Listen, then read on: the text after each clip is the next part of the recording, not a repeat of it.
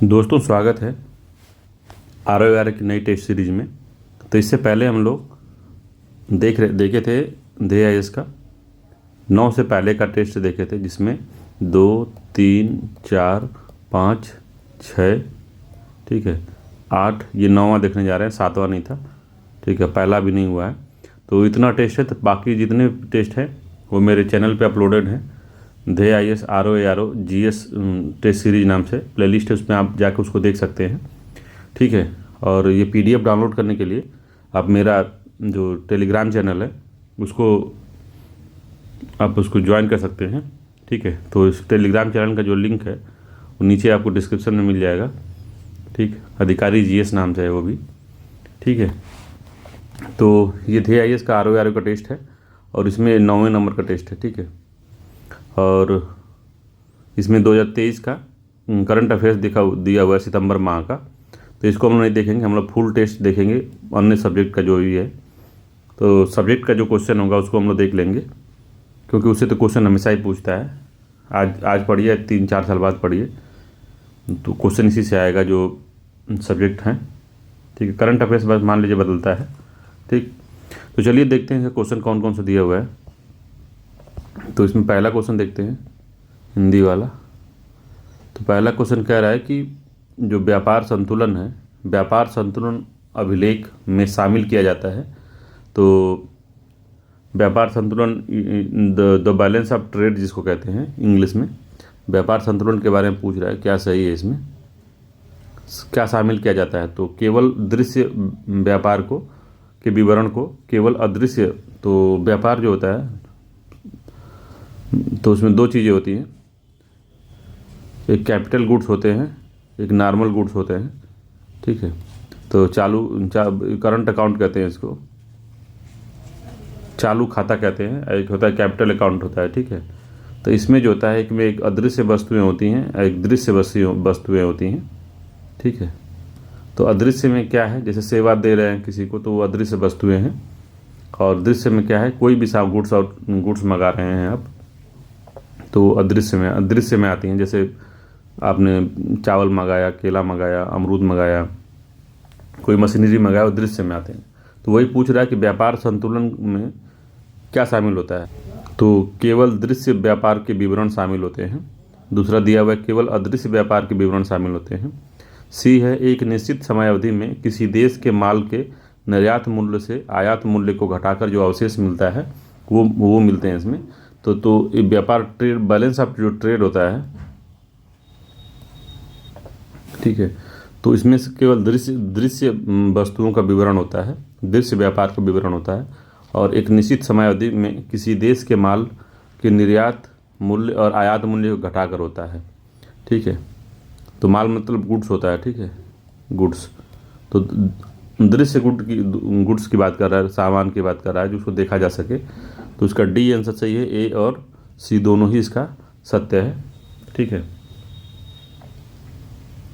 इसमें व्यापार संतुलन यहाँ लिखा हुआ है, एक होता है भुगतान संतुलन। तो भुगतान संतुलन में जो हम अभी बताए हैं आपको, भुगतान संतुलन में दोनों आता है, दृश्य और अदृश्य दोनों उसमें शामिल हो जाएंगे जब भुगतान संतुलन की बात होगी। इसमें व्यापार संतुलन की बात हो रही है, इस वजह से केवल दृश्य वाले मद जो हैं इसमें आएंगे, ठीक है। अगला क्वेश्चन देखते हैं, इसका D आंसर सही था। अगला क्वेश्चन है दूसरे नंबर का कि एकाधिकार तथा प्रतिबंधात्मक व्यवहार अधिनियम MRTP को किस समिति के सुझाव पर समाप्त कर दिया गया था। तो ये कोई पूछ रहा है कि the monopoly of restrictive trade practices act जो था इम्प्लीमेंट हुआ था 1970 में, ठीक है। इसको किस समिति के सुझाव पर समाप्त कर दिया गया था। तो कौन सी समिति थी जिसने सुझाव दिया था कि इसको समाप्त कर दिया जाए। तो केलकर समिति है, KG दासगुप्ता समिति है, SVS राघव समिति है और तारापुर समिति है, ठीक है। तो इस समिति का नाम है SVS राघव समिति जो थी, इसको समाप्त करने का अनुशंसा की थी।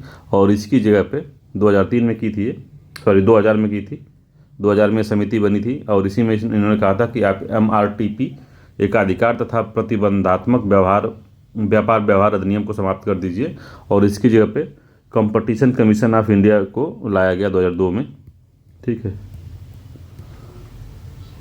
2002 में एक्ट आया था, 2003 में लागू हुआ था।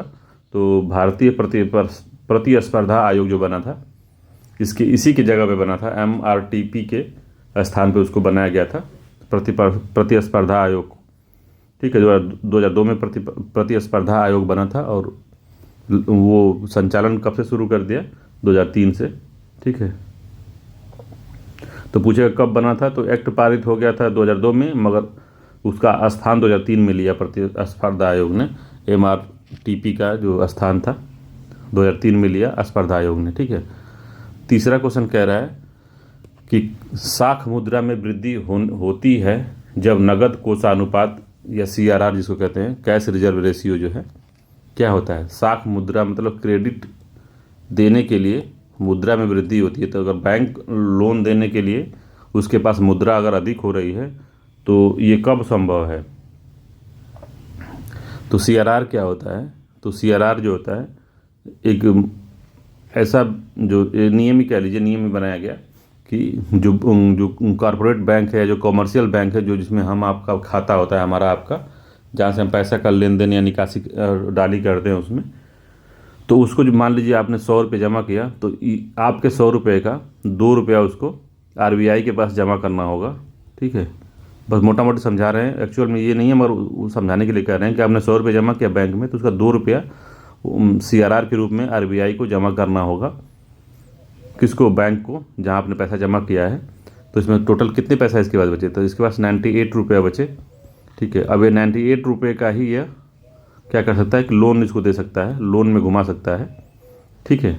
लोन में घुमा सकता है ये, और हमको आपको लोन दे सकता है ये कौन? बैंक, ठीक है। 98 रुपया बैंक जो है लोन घुमा सकता है। तो कह रहा है कि जो CRR जो है 2 रुपया इसने रख लिया, तो साख की मुद्रा में वृद्धि होती है, कब होती है? तो अभी 98 रुपया था, ये 99 रुपये कब होगा?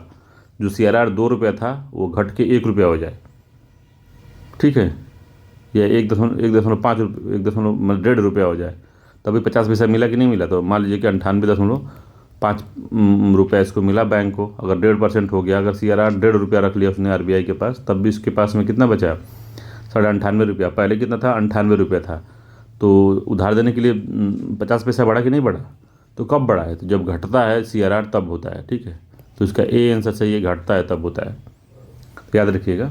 तो साख मुद्रा में वृद्धि तभी होती है जब CRR कोष में जो CRR होता है या कोषानुपात होता है वो घटता है, तभी होता है, ठीक है। तो घटता है, याद रखिएगा। अगला क्वेश्चन है कि सूची 1 को सूची 2 से मिलाना है, चौथे नंबर का क्वेश्चन है। ये कह रहा है कि शोध संस्थान दिए हुए हैं और स्थिति दी हुई है, कहाँ है? तो कूट के रूप में बताना है कि कौन कहाँ पे है, ठीक है। तो राष्ट्रीय भू भौतिकी कहाँ पे है? भू भौतिकी अनुसंधान कहाँ है? तो राष्ट्रीय भू भौतिकी अनुसंधान हैदराबाद में, ठीक है, 2 हो गया। केंद्रीय खनन एवं ईंधन अनुसंधान संस्थान जो है कहाँ है? तो धनबाद में। धनबाद में ज़्यादा खनन उनन होता है, तो याद रखिएगा, 1 हो गया। जीवाणु प्रौद्योगिकी संस्थान कहाँ पे? तो बेंगलुरु में होगा, चंडीगढ़ में है, बताइए। तो चंडीगढ़ में है, चंडीगढ़ में है ये, तो 4 हो गया ये। और पारिस्थितिकी विज्ञान केंद्र जो है बेंगलुरु में, 3 हो गया। तो 2, 1, 4, 3 आंसर सही है, तो इसका B आंसर सही है। 2, 1, 4, 3 B वाला ठीक है, ठीक है। तो इसका B आंसर होगा। अगला क्वेश्चन है 5वें नंबर का, देखते हैं। कह रहा है कि एक व्यक्ति जो काम की तलाश नहीं कर रहा है उसे समझा जाता है, तो क्या समझा जाता है? कोई व्यक्ति जो काम की तलाश कर ही नहीं रहा तो क्या समझा जाएगा?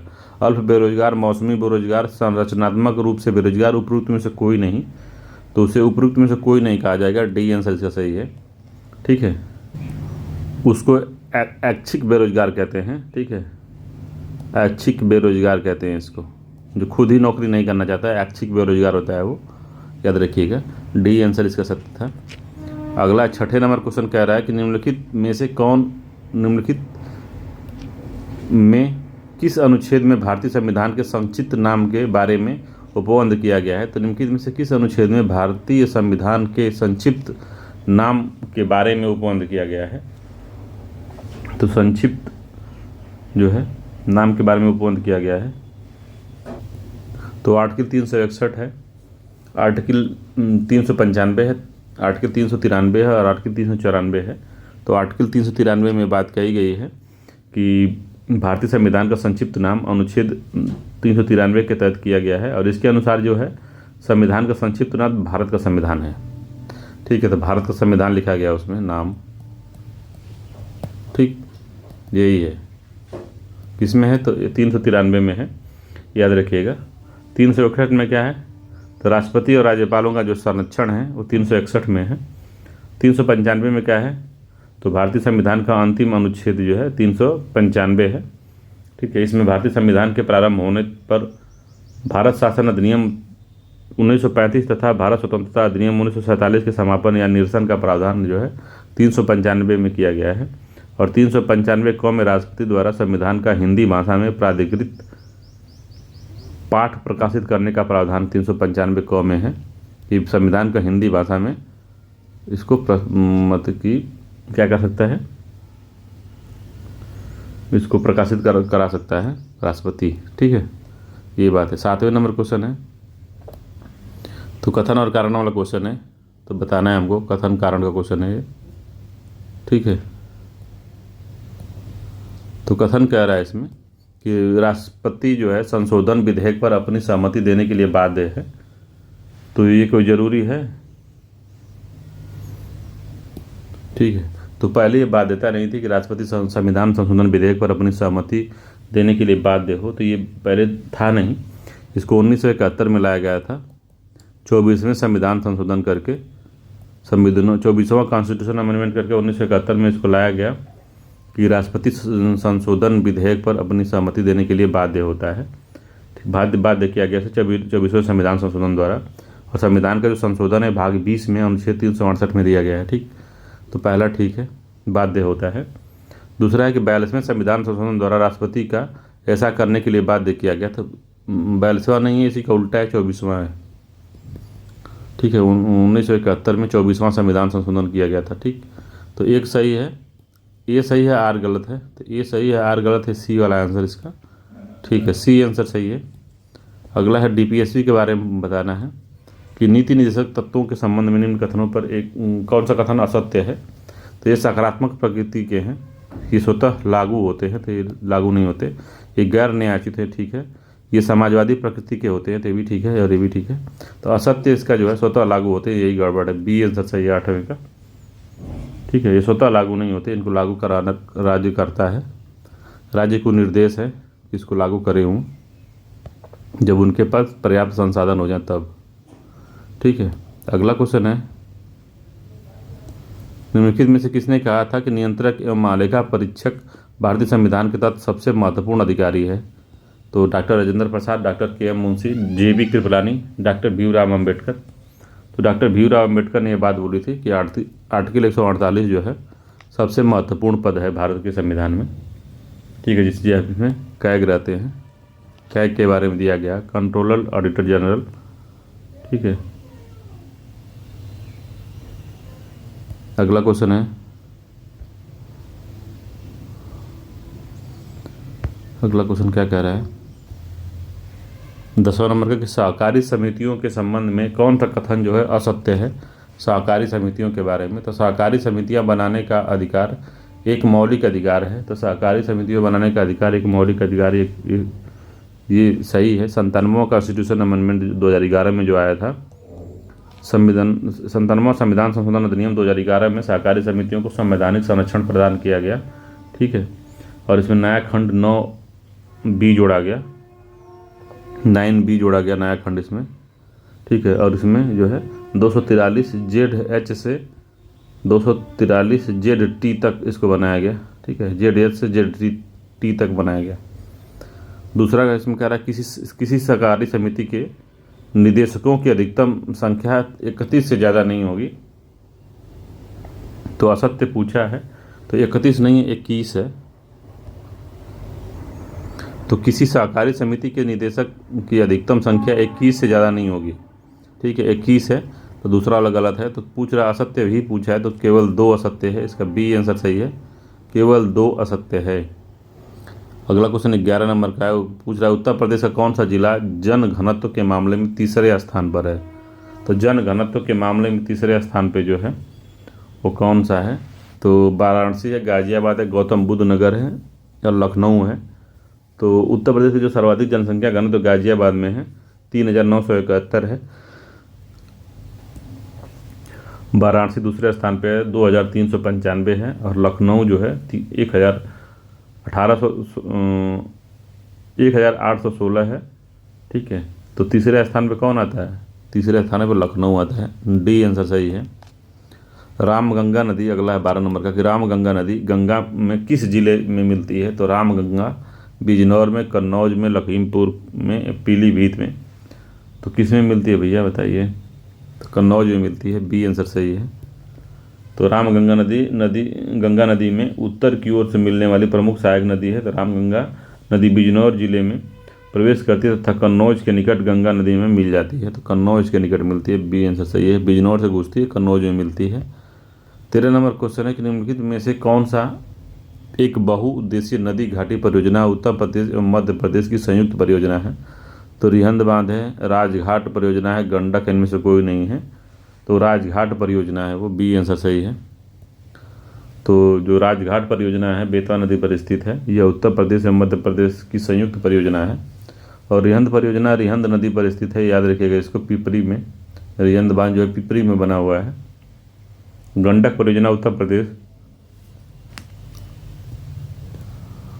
तथा बिहार की संयुक्त परियोजना है गंडक। ठीक है, तो इसका बी आंसर सही था।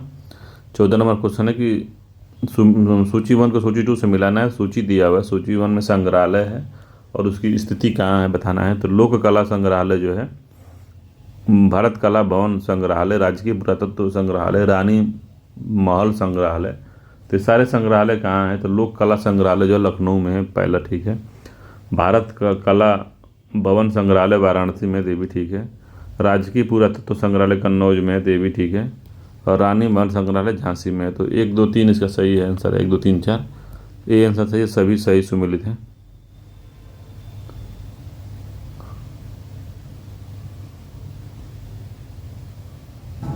ठीक है, तो इस तरह क्वेश्चन पूछता है कि संग्रहालय दिया है और स्थिति दी हुई है। तो इसे जो हैं विद्यालय होते हैं, विश्वविद्यालय हैं या कृषि विद्यालय हैं या इंस्टीट्यूट है, इसका मिलान करता है। तो सूची 1 को सूची 2 से मिलाना है। संग्रहालय दिया है और स्थिति दी है। तो लोक कला संग्रहालय जो है वो लखनऊ में है। ठीक है, पहला का पहला ही सही है। भारत कला भवन संग्रहालय वाराणसी में ही है, 2 सही है। राजकीय पुरातत्व संग्रहालय कन्नौज में है, तो ये भी ठीक है। रानी महल संग्रहालय झांसी में है। ए आंसर सही है इसका। सभी सुमेलित हैं इसमें, 1, 2, 3। ठीक है, अगला क्वेश्चन जो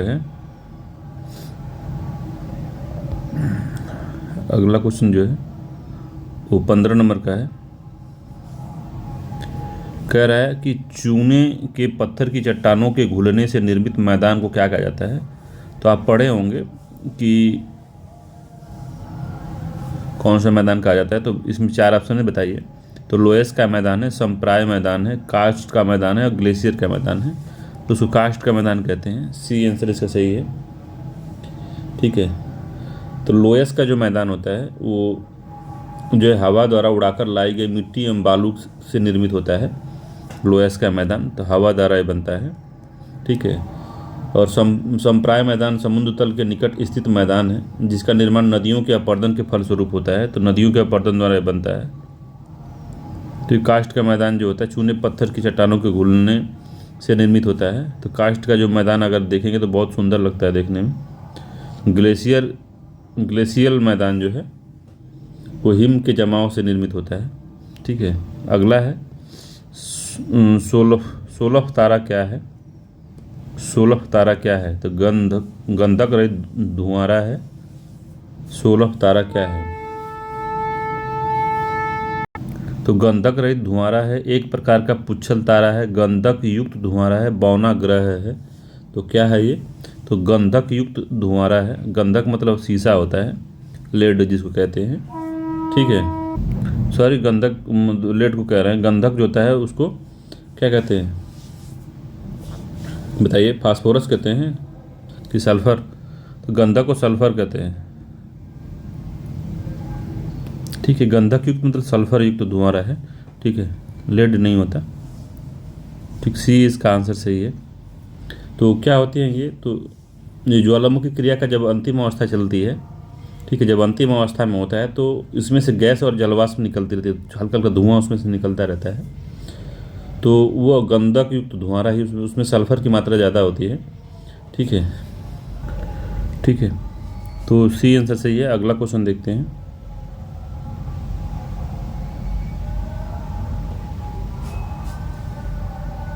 सत्रह नंबर क्वेश्चन कह रहा है कि विषुवत वह स्थिति है, विषु क्या होता है? तो विषु वह स्थिति है जब सूर्य की किरणें कर्क रेखा पर लंबवत पड़ती हैं। बी है सूर्य की किरणें मकर रेखा पर लंबवत पड़ती हैं। सूर्य की किरणें विषुवत रेखा पर लंबवत पड़ती हैं। इनमें से कोई नहीं है। तो सी वाला आंसर सही है कि सूर्य की जब किरणें विषुवत रेखा पर लंबवत पड़ती हैं तो उसको विषुव कहते हैं, विषुव। ठीक है, तो सी आंसर सही है। 18 नंबर क्वेश्चन है कि निम्नलिखित में से कौन ग्लोबल वार्मिंग का कारक नहीं है? तो कार्बन डाइऑक्साइड है, मीथेन है, एरोसॉल है, सल्फर है, हेक्साफ्लोराइड है। तो कौन सा जो है ग्लोबल वार्मिंग का कारण नहीं है इसमें, तो बताइए।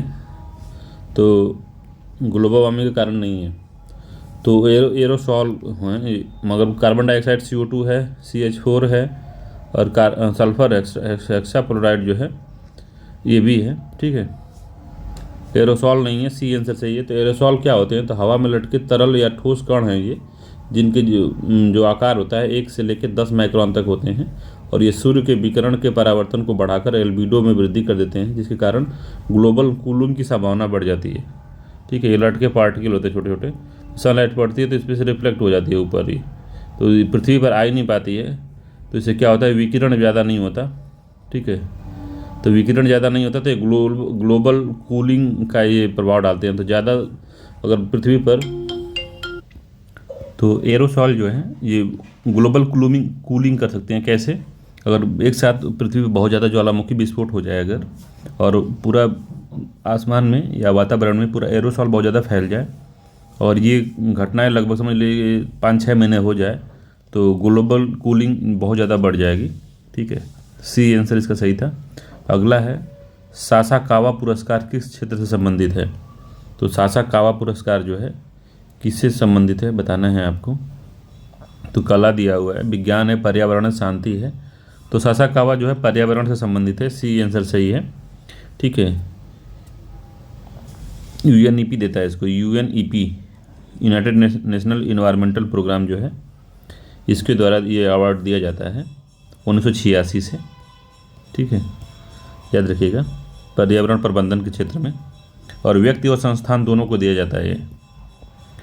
20वां निम्नलिखित में से किसकी स्थापना अमेरिका द्वारा अलास्का में नाभिकीय हथियारों के परीक्षण का विरोध करने के लिए की गई थी?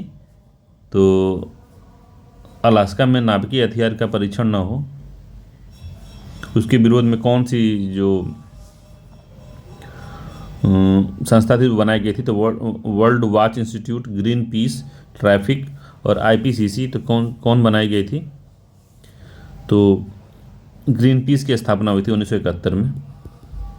1971 में कनाडा के वैंकूवर में हुई थी इसकी स्थापना, और यह तात्कालिक रूप से अमेरिका द्वारा अलास्का में नाभिकीय जो हथियारों का परीक्षण का विरोध करने के लिए स्थापित की गई थी, किंतु बाद में इसका उद्देश्य व्यापक रूप से पर्यावरणीय सुरक्षा की ओर शिफ्ट हो गया। ठीक है, इसका मुख्यालय जो है नीदरलैंड एम्स्टर्डम में है। ठीक है, एम्स्टर्डम में है। ठीक है, पूछता है इसका हेडक्वार्टर। सिल्वीकल्चर जो है क्या है? सिल्वीकल्चर क्या है? तो फसल ईंधन का पेड़, फल वृक्ष, पेड़ चारागाह, पशु, फल और ईंधन का पेड़ क्या है इसमें? तो फसल ईंधन का पेड़ जो है वो सिल्वीकल्चर का भाग है। ठीक है, एग्रो सिल्वीकल्चर कहा जाता है इसको, फसल ईंधन का पेड़। ठीक है, अगला है 22 नंबर का क्वेश्चन, कह रहा है कि ऑयल जैपर क्या है? तो इम्पॉर्टेंट है ये ऑयल जैपर तकनीक, UPSC में एक बार पूछा था। तो ऑयल जैपर क्या है? तो वायरस है, बैक्टीरिया है, कवक है, कच्चा तेल है। तो ऑयल जैपर जो है बैक्टीरिया है। तो ऑयल जैपर क्या करता है कि जब भी किसी वाटर बॉडी में, वो समुद्र है, महासागर है, तालाब है, कहीं भी जहाँ पे कच्चा तेल का रिसाव हो जाता है, तो इस आयल जापर को इसमें छोड़ दिया जाता है और ये क्या करता है कि इसका पूरा अपघटन कर देता है या उसको खा जाता है। ठीक है, तो आयल जापर ऐसे 5 बैक्टीरिया का समूह है जो कच्चे तेल एवं तैलीय पंख की तीव्रता से अवक्रमितकरण कर देता है। ठीक है, तो याद रखिएगा इसको, डिग्रेडेट करता है, इसको डिग्रेड करता है मतलब कि उसको विघटित कर देता है ऑयल को। ठीक, याद रखिएगा। तेल प्रदूषण को हटाने के लिए ऑयल जापर का मुख्यतः प्रयोग किया जाता है। अगला क्वेश्चन है, निम्नलिखित कथनों पर कौन सा कथन सत्य है बताना है। तो असम घाटी में ब्रह्मपुत्र नदी गुम्फित जलमार्ग बनाती है। तो असम घाटी में जो ब्रह्मपुत्र नदी है गुम्फित जलमार्ग बनाती है। दूसरा है, इसमें विश्व का सबसे बड़ा नदी द्वीप माजुली अवस्थित है। ठीक है, माजुली अवस्थित है इसमें, तो कौन सा सही है। तो पहला तो ठीक है इसका। तो असम घाटी में ब्रह्मपुत्र नदी गुम्फित जलमार्ग बनाती है, ठीक है। और विश्व का सबसे बड़ा नदी द्वीप माजुली जो है इसी में अवस्थित है, तो सी इसका आंसर सही है। दोनों ही कथन सत्य हैं। अगला है कि निम्न युग्म में से कौन सा एक सही सुमेलित है। एक ही है जो सही सुमेलित है। तो बुलर झील जो है वो गोखुर झील है, नहीं। बुलर झील जम्मू कश्मीर में है। बुलर गोखुर ही है, गोखुर झील ही है। जो बुलर है वो गोखुर झील है। ठीक है, तो बुलर झील जम्मू कश्मीर में झेलम नदी पर बनी गोखुर झील है। तो बुलर झेलम नदी पर बनी है। तो नदियों पे जो भी बनते हैं लगभग गोखुर ही होती हैं वो। यह भारत में मीठे पानी की सबसे बड़ी झील है। बुलर झील सबसे बड़ी झील है मीठे पानी की भारत में। वेम्बनाड झील जो है केरल में है। ठीक है, और यह वेलिंगटन द्वीप है इसमें। तो वेलिंगटन द्वीप है इसमें, ठीक है। ये इसी झील में वेलिंगटन द्वीप है जहाँ पर राष्ट्रीय नौकायन प्रतियोगिता आयोजित की जाती है। राष्ट्रीय नौकायन प्रतियोगिता जो है वेम्बनाड झील के वेलिंगटन द्वीप के आसपास की जाती है। लोनार झील जो है क्रेटर झील है एक, ठीक है, क्रेटर है। क्रेटर कैसे बनता है, तो कोई जो है आकाशीय पिंड जब गिरता है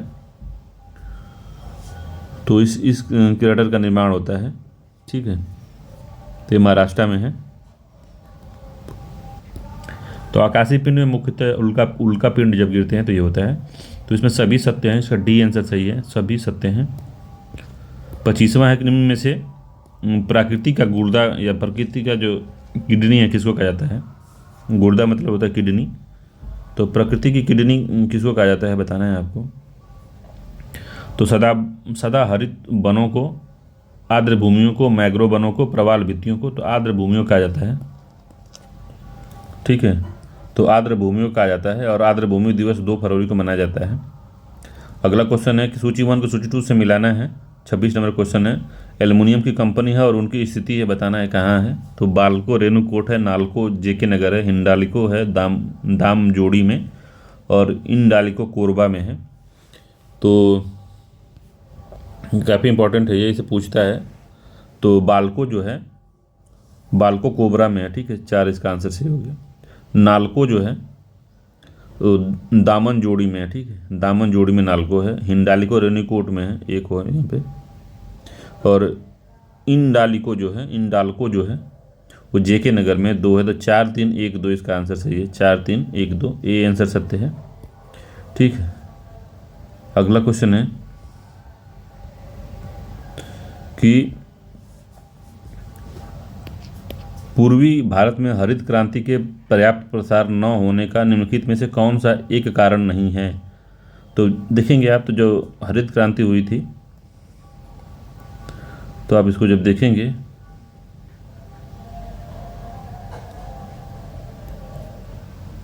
तो हरित क्रांति जो हुई थी तो ये पूर्वी वाले जो क्षेत्र है, इधर वाले क्षेत्र हैं जो, इसमें नहीं हो पाई ज़्यादा। उसका ज़्यादा विस्तार इधर से पंजाब, हरियाणा, पश्चिमी उत्तर प्रदेश इस पे ज़्यादा केंद्रित था, इधर केंद्रित नहीं था। तो वो पूछ रहा है कि हरित क्रांति भारत के पूर्वी साइड में क्यों नहीं हुई, उसमें से एक कारण क्या नहीं था। तो जोतों का आकार छोटा, पूंजी का अभाव, सिंचाई व्यवस्था का अपूर्ण विकास, संरचनात्मक एवं संस्थागत विकास। तो क्यों ऐसा नहीं हो पाया था ये बताना है आपको। ठीक है, तो ये कारण ये डी वाला जो था संरचनात्मक और संस्थागत विकास जो था ये नहीं था, बाकी तीनों था इसमें। मतलब इसका डी आंसर सही है, यही कारण नहीं था। बाकी कारण था ये कि जो तो छोटे हैं, क्योंकि इधर थोड़ा जनसंख्या ज़्यादा थी। जनसंख्या ज़्यादा होने से क्या होता है कि जब परिवार में जब विखंडन होता है, जब परिवार टूटता है या सब परिवार में अलग होते हैं तो जूथ छोटा होता जाता है। ठीक है, जूथ छोटा होता जाता है, तो इससे कई समस्याएं बदल बनती हैं। जूथ का आकार छोटा हो जाता है तो मशीनरी का प्रयोग ज़्यादा आप नहीं कर सकते, ज़्यादा पूंजी नहीं लगा सकते, और उसके बाद में पूंजी का अभाव भी होने लगता है, और सिंचाई व्यवस्था का अपूर्ण जब विकास होता है तो इस वजह से इस क्षेत्रों में हरित क्रांति का विकास नहीं हो पाया था। ठीक है, और कई कारण थे जिसमें इसमें दिया संरचनात्मक और संस्थागत विकास नहीं हुआ था। ठीक है, इसमें विकास दिया था, ये विकास होता तब भी ठीक रहता। ठीक, और राजनीतिक इच्छा शक्ति की कमी भी थी इसमें। तो एक पॉइंट और भी जोड़ सकते हैं आप कि राजनीतिक इच्छा शक्ति की कमी के कारण भी ऐसा नहीं हो पाया था। तो 27वें का डी आंसर सही था। संरचनात्मक एवं संस्थागत विकास जो है नहीं हो पाया था। ठीक है, 28 नंबर क्वेश्चन है कि निम्नलिखित घटनाओं पर के कालानुक्रम पर ध्यान देना है और बताना है कि इन कैसे कैसे व्यवस्थित करना है कि शुरू से लेकर अंत में कौन हुई थी। तो मुस्लिम लीग की स्थापना 1906 में हुई थी। बंगाल विभाजन 1905 में हुआ था। रविन्द्रनाथ टैगोर को नोबेल प्राइज 1913 में मिला था, 1913-14 में मिला था। ठीक है, सूरत में कांग्रेस का विभाजन 1907 में हो गया था। अब बताना है कि कौन कैसे सुमेलित है। तो सबसे पहले सुमेलित हो जाएगा बंगाल विभाजन, फिर से मुस्लिम लीग, फिर से सूरत, फिर रविन्द्रनाथ टैगोर होंगे। तो 2-1-4-3 बी आंसर सही है। ठीक है, तो याद रखिएगा, इस तरह से पूछ लेता है। अगला क्वेश्चन है कि भूमध्य सागरीय जलवायु का निम्नलिखित में से किस क्षेत्र की में प्रमुख विशेषता है। तो भूमध्य सागरीय जलवायु जो है निम्नलिखित में से किस क्षेत्र या प्रदेश की प्रमुख विशेषता है। तो कैलिफोर्निया की विशेषता है ये। ठीक है, कैलिफोर्निया में भूमध्य सागरीय जलवायु की विशेषता पाई जाती है। ठीक है, तो इसका ए वाला सत्य है, ए आंसर ही सही है इसका। साइबेरिया में जो है शीतोष्ण जलवायु पाई जाती है, शीतोष्ण जलवायु पाई जाती है इसमें। ठीक है, बांग्लादेश में जो आप ढाका देखे होंगे तो यहाँ पे उष्णकटिबंधीय जलवायु है, और ऑस्ट्रेलिया में है उष्ण मरुभूमि जलवायु है, उष्ण मरुभूमि जलवायु। ठीक, तो याद रखिएगा। तो ये पूरा मामला है इसका। ए आंसर सही है 29वें का। कैलिफोर्निया में जो है भूमध्य सागरीय जलवायु पाई जाती है। अगला क्वेश्चन है, अगर पिछला आपने टेस्ट मेरा देखा होगा तो उसमें ये चीज़ें पूरी बताई गई हैं। ठीक है, किस तरह की जलवायु है। 30 नंबर क्वेश्चन कह रहा है सूची 1 की सूची 2 से मिलाना है या बताना है। तो मायोग्लोबिन है, कर्कट रोग है, संपर्कगंधा है, हीमोग्लोबिन है। तो सूची 2 से मिलाना है विकिरण चिकित्सा, प्रशीतक, ऑक्सीजन परिवहन, पेशी कोशिका। तो हीमोग्लोबिन तो ऑक्सीजन परिवहन 3 हो गया। कर्कट रोग मतलब विकिरण चिकित्सा। ठीक है, तो बी का पहला और डी का तीसरा, बी का पहला और डी का तीसरा इसमें डी वाले में ही आ रहा है। ठीक है, तो इसका डी आंसर सही है। ठीक है, मगर और दो देख लेते हैं। तो मायोग्लोबिन क्या करता है बताइए। तो पेशी कोशिका में पाया जाता है, तो 4 हो जाएगा मायोग्लोबिन, 4 हो गया। एक हो गया अस्परगंधा जो है प्रशीतक होता है, तो 2 हो गया। तो 4-1-2-3 डी वाले में, तो डी आंसर इसका सही है, याद रखिएगा। इसमें बताना था किसका संबंध किससे है, तो उनका संबंध बता दिया गया। 31 नंबर क्वेश्चन है कि शरीर की में अतिरिक्त ग्लूकोज ग्लाइकोजन में परिवर्तित होकर कहाँ भंडारित होता है। तो शरीर में अतिरिक्त जो ग्लूकोज होता है वो ग्लाइकोजन में परिवर्तित होकर भंडारित होता है कहाँ पे, अमाशय में, पित्त में, यकृत में या आग्नाशय में। तो कहाँ होता है बताइए। तो यकृत मतलब लीवर में होता है। ठीक है, लीवर में होता है ये, सी आंसर सही है। अगला है शक्तिमान 1 और शक्तिमान 2 आनुवांशिक परिवर्तन फसल है। शक्तिमान 1 शक्तिमान 2 किसकी है। मक्का है, गेहूं है, कपास है और धान है। तो मक्का की हैं, ए आंसर इसका सही है। मक्का की आनुवांशिक परिवर्तित फसलें हैं ये। 33 नंबर क्वेश्चन कह रहा है कि निम्नलिखित में से निम्नलिखित में से कौन सा हार्मोन तब स्रावित होता है जब रुधिर में कैल्शियम की कमी हो जाती है? तो रुधिर में जब कैल्शियम की कमी हो जाती है तो कौन सा इसमें होता है जो स्रावित होता है? तो S T H hormone, thyroxine, parathyroid hormone, HTH hormone. तो कौन होता है इसमें? तो पैराथायराइड हार्मोन जो होता है स्रावित होता है। सी आंसर सही है। तो पैराथायराइड जो ग्रंथि है थायराइड ग्रंथि के ठीक पीछे स्थित होती है। ठीक है, इसमें दो हार्मोन पैराथायराइड और कैल्सिटोनिन स्रावित होते हैं। तो पैराथायराइड हार्मोन तब स्रावित होता है जब रुधिर में या ब्लड में कैल्शियम की कमी हो जाती है, जबकि जब रुधिर में कैल्शियम की मात्रा अधिक हो जाती है तब जो है कैल्सिटोनिन हार्मोन स्रावित होता है। ठीक है, तो सी आंसर सही है इसका। अगला है, निम्नलिखित में से कौन एक मोनोसेकेराइड कार्बोहाइड्रेट है? तो मोनोसेकेराइड कौन सा है इसमें? सुक्रोज है, ग्लूकोज है, लैक्टोज है और माल्टोज है। तो मोनोसेकेराइड पूछ रहा है कौन सा है। तो कार्बोहाइड्रेट में CH और O होता है, एक संबंधे दो संबंधे एक के अनुपात में। ठीक है, तो एक कार्बनिक पदार्थ होता है। तो शरीर की ऊर्जा की आवश्यकताओं को 50 से 70% की पूर्ति इन्हीं पदार्थों से होती है, कार्बोहाइड्रेट से होती है। ठीक है, ये कार्बोहाइड्रेट है। इसमें मोनोसेकेराइड जो होते हैं वो ग्लूकोज कहते हैं, मोनोसेकेराइड। तो मोनोसेकेराइड जो होता है ग्लूकोज होता है, इसका बी आंसर सही है मोनोसेकेराइड में। और डाइसेकेराइड में क्या होता है? माल्टोज होता है, सुक्रोज होता है और लैक्टोज होता है। तो डाइसेकेराइड में माल्टोज होता है और सुक्रोज होता है और लैक्टोज होता है। और पॉलीसेकेराइड में स्टार्च आता है, स्टार्च। ठीक है, तो याद रखिएगा इसको। अगला क्वेश्चन है 35 नंबर का, सूची 1 को सूची 2 से मिलाना है और बताना है कि विटामिन और उससे संबंधित रोग कौन कौन से हैं। तो साइनोकोबालामिन जो है, जिसमें कोबाल्ट की कमी हो जाती है, तो उससे क्या होता है? तो साइनोकोबालामिन जो है इसे एनीमिया होता है। तो 2 हो गया। कैल्सीफिरॉल जो है, तो कैल्सीफिरॉल में क्या होता है? रिकेट्स होता है, हड्डियाँ कमज़ोर हो जाती हैं। कैल्सीफिरॉल में कैल्शियम की मात्रा कम हो जाती है। टोकोफेरॉल जो है जनन शक्ति में कमी या त्वचा का फटना। राइबोफ्लेविन, तो राइबोफ्लेविन में त्वचा का फटना होता है, 3 हो गया। और टेकोफेरॉल में जनन क्षमता कम हो जाती है। तो 2, 1, 4, 3 इसका सही आंसर है। 2, 1, 4, 3 डी आंसर सही है इसका। ठीक है, तो डीजी जी ये पूछता है तो इसको थोड़ा सा सावधानी से पढ़ लीजिएगा, पूछता है। ठीक है, अगला क्वेश्चन है, निम्नलिखित को उनके स्थापना वर्ष के कालानुक्रम में व्यवस्थित करना है। तो पूना सार्वजनिक सभा की स्थापना जो हुई थी कब हुई थी? तो 1867 में रनाड़े HC रनाड़े द्वारा, NG रनाड़े, HC ने NG रनाड़े द्वारा हुई थी। सत्य शोधक समाज की जो स्थापना हुई थी ज्योतिबा फुले ने 1873 में किया था। ठीक है, ईस्ट इंडिया एसोसिएशन की स्थापना जो हुई थी वो 1866 में दादा बैनर्जी ने की थी। ठीक है, और आर्य समाज की स्थापना तो 1875 में स्वामी दयानंद ने की थी, दयानंद सरस्वती। ठीक है, तो पूछ रहे कालानुक्रम के हिसाब से सबसे पहले कौन हुआ था? तो ईस्ट इंडिया एसोसिएशन हुआ था, 3 हो गया। फिर से पूना हुआ था, फिर जो हुआ था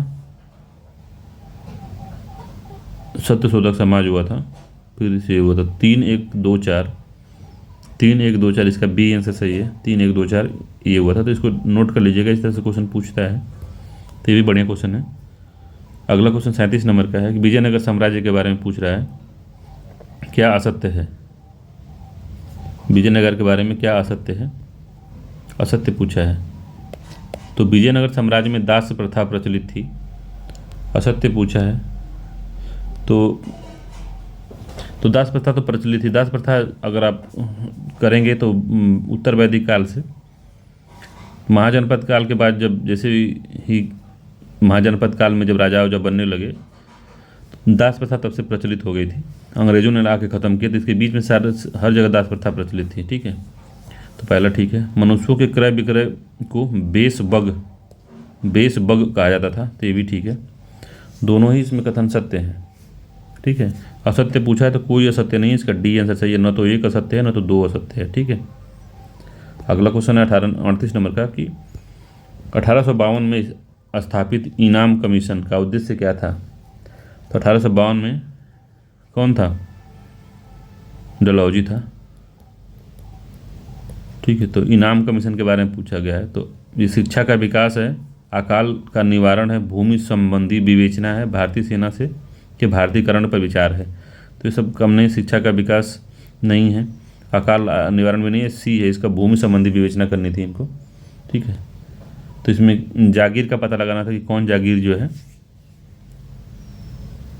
भूमि कर सही से नहीं दे रहा है तो उसकी जागीर को छीन लेना था। तो इनाम कमीशन इंपॉर्टेंट है, याद रखिएगा। तो डलहौजी ने बनाया था और भूमि संबंधी विवेचना करना था इसका।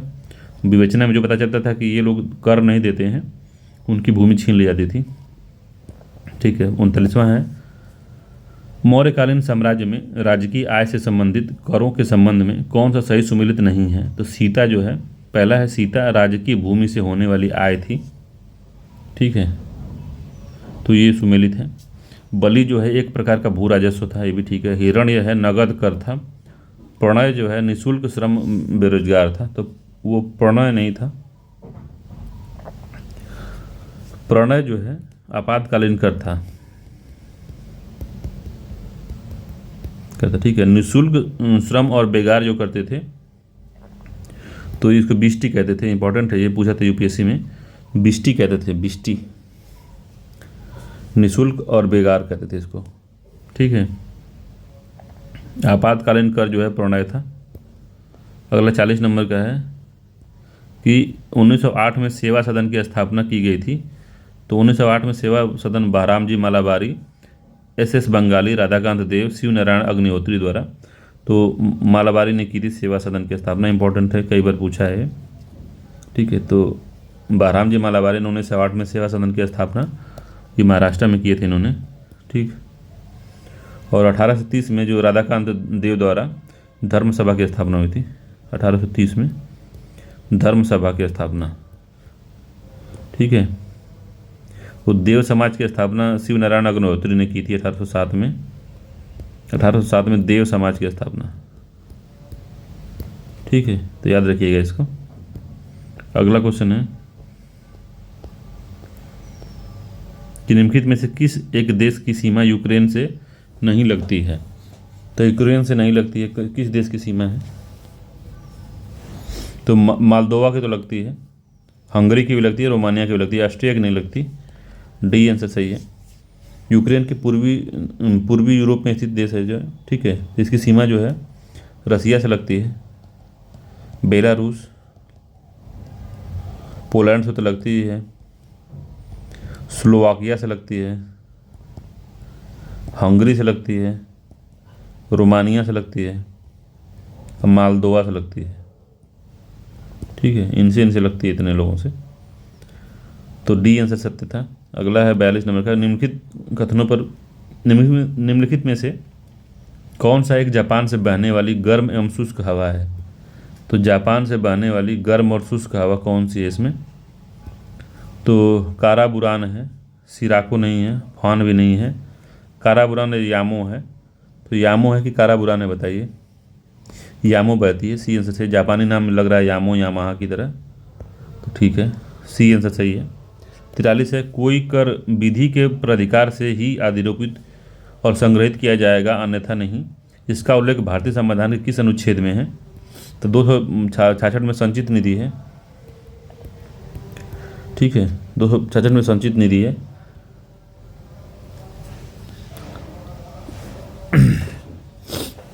और 264 में वित्त आयोग का अर्थ अनुच्छेद 280 के अंतर्गत गठित वित्त आयोग से होगा। ठीक है, तो इसमें वित्त आयोग के बारे में बताया गया है। और 254 में क्या लिखा है? तो संसद द्वारा राज्य विधानमंडल द्वारा बनाई गई विधियों के असंगति का प्रभाव संबंधित है इससे। 265 में जो है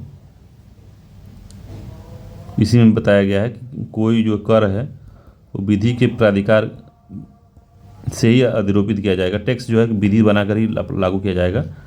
डी आंसर सही है। इंपॉर्टेंट क्वेश्चन है ये, यूपीएससी लेवल का क्वेश्चन है। ठीक है। अगला क्वेश्चन है 44 नंबर का, निम्नलिखित में से कौन सा एक विषय राज्य सूची के अंतर्गत सम्मिलित नहीं है? तो राज्य सूची के अंतर्गत क्या नहीं आता है? पुलिस नहीं आता कि पुलिस आता है? पुलिस भी आता है। दंड प्रक्रिया संहिता, विधि तथा व्यवस्था है, कारागार है, तो क्या नहीं आता? तो आईपीसी नहीं आता। ठीक है, किसके अंदर आता था? ये समवर्ती सूची में आता है। ठीक है, समवर्ती सूची में आता है दंड प्रक्रिया संहिता। ठीक है, और राज्य सूची में पुलिस, विधि, व्यवस्था, कारागार राज्य सूची के विषय हैं। तो कारागार इंपॉर्टेंट है, कभी पूछ लेता तो गड़बड़ा जाता है मामला। तो कारागार जो है, जेल जिसको कहते हैं, ये राज्य सूची का विषय है। 45वां है, निम्नलिखित में से कौन सा एक जैव विविधता के स्वस्थान संरक्षण के अंतर्गत शामिल नहीं है? तो स्वस्थान मतलब इन सिटू होता है। इन सिटू जहाँ पे दिक्कत है, जिस पेड़ पौधे के, जिस जानवर को जहाँ दिक्कत है, उसी के प्लेस पे ही उसको संरक्षित करना इन सिटू कहलाता है। ठीक है, तो राष्ट्रीय उद्यान जो है इन सिटू का उदाहरण है। ठीक है, जैवमंडल जो आगार होता है, ये भी जो है बायोस्फीयर रिजर्व, ये भी जो है इन सिटू है। वनस्पति उद्यान जो है, वन्यजीव अभयारण्य, ये भी इन सिटू है, ये एक्स सिटू है। ठीक है, सी आंसर सही है इसका, सी ही एक्स सिटू है। वनस्पति उद्यान जो है एक्स सिटू है, बाह्य स्थानीय संरक्षण कहा जाता है ये। ठीक है, अगला क्वेश्चन है, निम्नलिखित युग में से कौन एक सही सुमेलित नहीं है? तो पहला परियोजना है और वर्ष दिया हुआ है। तो टाइगर परियोजना, हाथी परियोजना और गैंडा परियोजना, हिम तेंदुआ परियोजना। ठीक है, तो टाइगर परियोजना 1973, ये ठीक है। हाथी परियोजना 1992 में आई थी, ये भी ठीक है। गैंडा परियोजना 1987 में आई थी, ये भी ठीक है। हिम तेंदुआ परियोजना जो है 2010 नहीं तो 2009 था ये। ठीक है, तो डी इसका सही है, यही सही सुमेलित नहीं है। ठीक है, अगला है कि राष्ट्रीय कक्ष वनस्पति अनुसंधान अनुवांशिकी संस्थान केंद्र अवस्थित है। तो राष्ट्रीय कक्ष वनस्पति अनुवांशिक संस्थान जो है महाराष्ट्र है, पश्चिम बंगाल है, कर्नाटक है, उड़ीसा है। तो कहाँ अवस्थित है? तो उड़ीसा में अवस्थित है। डी आंसर सही है, उड़ीसा में है। अगला है जैव विविधता अभिसमय किस एक सम्मेलन के अंतर्गत आया था? तो जैव विविधता अभिसमय किस एक सम्मेलन के अंतर्गत अंगीकृत किया गया था? तो इसका आंसर 48 नंबर का। तो पहला इसमें दिया पृथ्वी सम्मेलन 1992 और स्टॉकहोम शिखर सम्मेलन 1972 दिया है। जोहानसबर्ग शिखर सम्मेलन 2002 और कोपनहेगन शिखर सम्मेलन 2009 दिया है। तो 3 दिया हुआ है, तो कौन सा इसमें शामिल है? ये नहीं है। पहला है पृथ्वी सम्मेलन 1992। तो जैव विविधता जिसमें जिसे CBD कहते हैं, कंजर्वेशन ऑफ बायोडाइवर्सिटी, तो इसको 1992 में अपनाया गया था। और भारत में जो था जैव विविधता जो अधिनियम आया था 2002 में आया था। ठीक है, तो जैव विविधता अधिनियम 2002 में भारत में आया था, तो इसका आंसर ए होगा। ठीक है, 49 है, मॉन्ट्रियल प्रोटोकॉल के संदर्भ में क्या असत्य है? तो मॉन्ट्रियल प्रोटोकॉल के बारे में पूछ रहा है कि क्या इसमें असत्य है, वही बताना है हमको। असत्य क्या है? तो यह ओजोन परत संरक्षण से संबंधित है। तो मॉन्ट्रियल प्रोटोकॉल क्या ओजोन परत से संबंधित है? ठीक है, पहला। दूसरा, एक गैर बाध्यकारी समझौता है। ठीक है, तो ये गलत है। भारत में सन 1992 में इस पर हस्ताक्षर किया था। तो 16 सितंबर 1987 में ये आया था। तो 16 सितंबर को ओजोन दिवस मनाया जाता है। ठीक है, 16 सितंबर को ओजोन दिवस मनाया जाता है। ठीक, 87 में अपनाया गया था, जो वर्ष 1989 में प्रभावी हो गया था। तो 1989 में प्रभावी हुआ, भारत ने से 1992 में साइन किया था, हस्ताक्षर किया था इस पर। ठीक है, तो पहला और तीसरा ठीक है। इसमें असत्य पूछा है तो दूसरा असत्य है, यह एक बाध्यकारी समझौता है। ठीक है, तो केवल बी इसका असत्य है, तो बी आंसर सत्य है। केवल 2 ही असत्य है इसमें। अगला 50 नंबर का है कि जलवायु परिवर्तन और उसके प्रभावों से निपटने के लिए तात्कालिक कार्रवाई करना किस में शामिल है? तो SDG गोल जो है हमारा, जो 17 गोल है, तो उसमें पूछ रहा कि कौन सा ऐसा है जिसमें जलवायु परिवर्तन के प्रभावों से निपटने के लिए प्रावधान इसमें किया गया है। तो क्या है? तो SDG 13 में कहा गया, ठीक है, जलवायु परिवर्तन और उसके प्रभावों को निपटाने का तत्काल कार्रवाई SDG 13 में शामिल है। इंपॉर्टेंट है काफ़ी ये, जब आप UPPCS मेंस की राइटिंग करेंगे, ठीक, तो जब आप इस पर जलवायु परिवर्तन पे कोई भी अगर आप क्वेश्चन लिख रहे हैं, तो जो अभी देने वाले हैं उनके लिए बता रहा हूँ, तो वो क्या करेंगे, जब उसका कंक्लूजन लिखेंगे, ठीक है, या उसका कंक्लूजन में ज़रूर डालेंगे कि SDG जो 13 है वह उसके प्रभावों को कम करने के लिए कार्य करने पर जोर देता है, ठीक है। अगला है 51 नंबर क्वेश्चन है कि विनिपेग नगर गेहूं की मंडी हेतु विश्व विख्यात है। तो विनिपेग यूरेशिया क्षेत्र में स्थित है। तो विनिपेग के बारे में बताना है। तो विनिपेग जो है कनाडा में है, ठीक है, कनाडा में है ये गेहूं के लिए विख्यात है। तो ठीक है, तो क्या पूछा है, कौन सा सत्य है? तो केवल एक सत्य है इसमें, तो ए आंसर इसका सही है, केवल एक सत्य है। तो विनिपेग के बारे में जानिएगा, ये कनाडा में है, गेहूं के लिए विख्यात है ये। 52 नंबर क्वेश्चन कह रहा है कि विश्व की सबसे बड़ी सीसा जिंक की सुलिवान खान कहाँ स्थित है? तो शीशे की सबसे बड़ी खान जो है कनाडा में अवस्थित है, ठीक है, बी आंसर सही है। संसार का जिंक और सीसा का विशाल जो निक्षेप है कनाडा के ब्रिटिश कोलंबिया में है। यहाँ सुलिवान जो खान है विश्व में सबसे बड़ी सीसा जिंक की खान है। तो याद रखिएगा, ऑस्ट्रेलिया में नहीं है, अमेरिका नहीं है, चीन नहीं है, कनाडा है। कनाडा का सुलिवान झील जो कि ब्रिटिश कोलंबिया वाले क्षेत्र में पाई जाती है, ठीक है। 53 नंबर क्वेश्चन है कि धन विधेयक के बारे में क्या असत्य है? तो धन विधेयक के बारे में पूछ रहा है कि क्या असत्य है इसमें? तो यह केवल लोकसभा में पेश किया जा सकता है, तो ये तो बात सत्य है। बी है, राष्ट्रपति धन विधेयक को पुनर्विचार के लिए वापस कर सकता है। तो हमने पहले ही देखा था कि पुनर्विचार के लिए वापस नहीं कर सकता, ठीक है। तो 110 के अंदर धन विधेयक के बारे में परिभाषित किया गया है इसको, ठीक। अगला है, धन विधेयक के संबंध में संयुक्त अधिवेशन का प्रावधान नहीं है। तो ये भी ठीक है, ठीक है, दूसरा वाला गलत है इसका। तो यही बी वाला सत्य है, कथन इसका असत्य है, आंसर बी हो गया इसका। डी है, राज्यसभा धन विधेयक को केवल 14 दिन के तक अपने पास रोक सकता है। तो ये भी ठीक है। तो ए, सी और डी सही है, इसका बी वाला गलत था, ठीक है।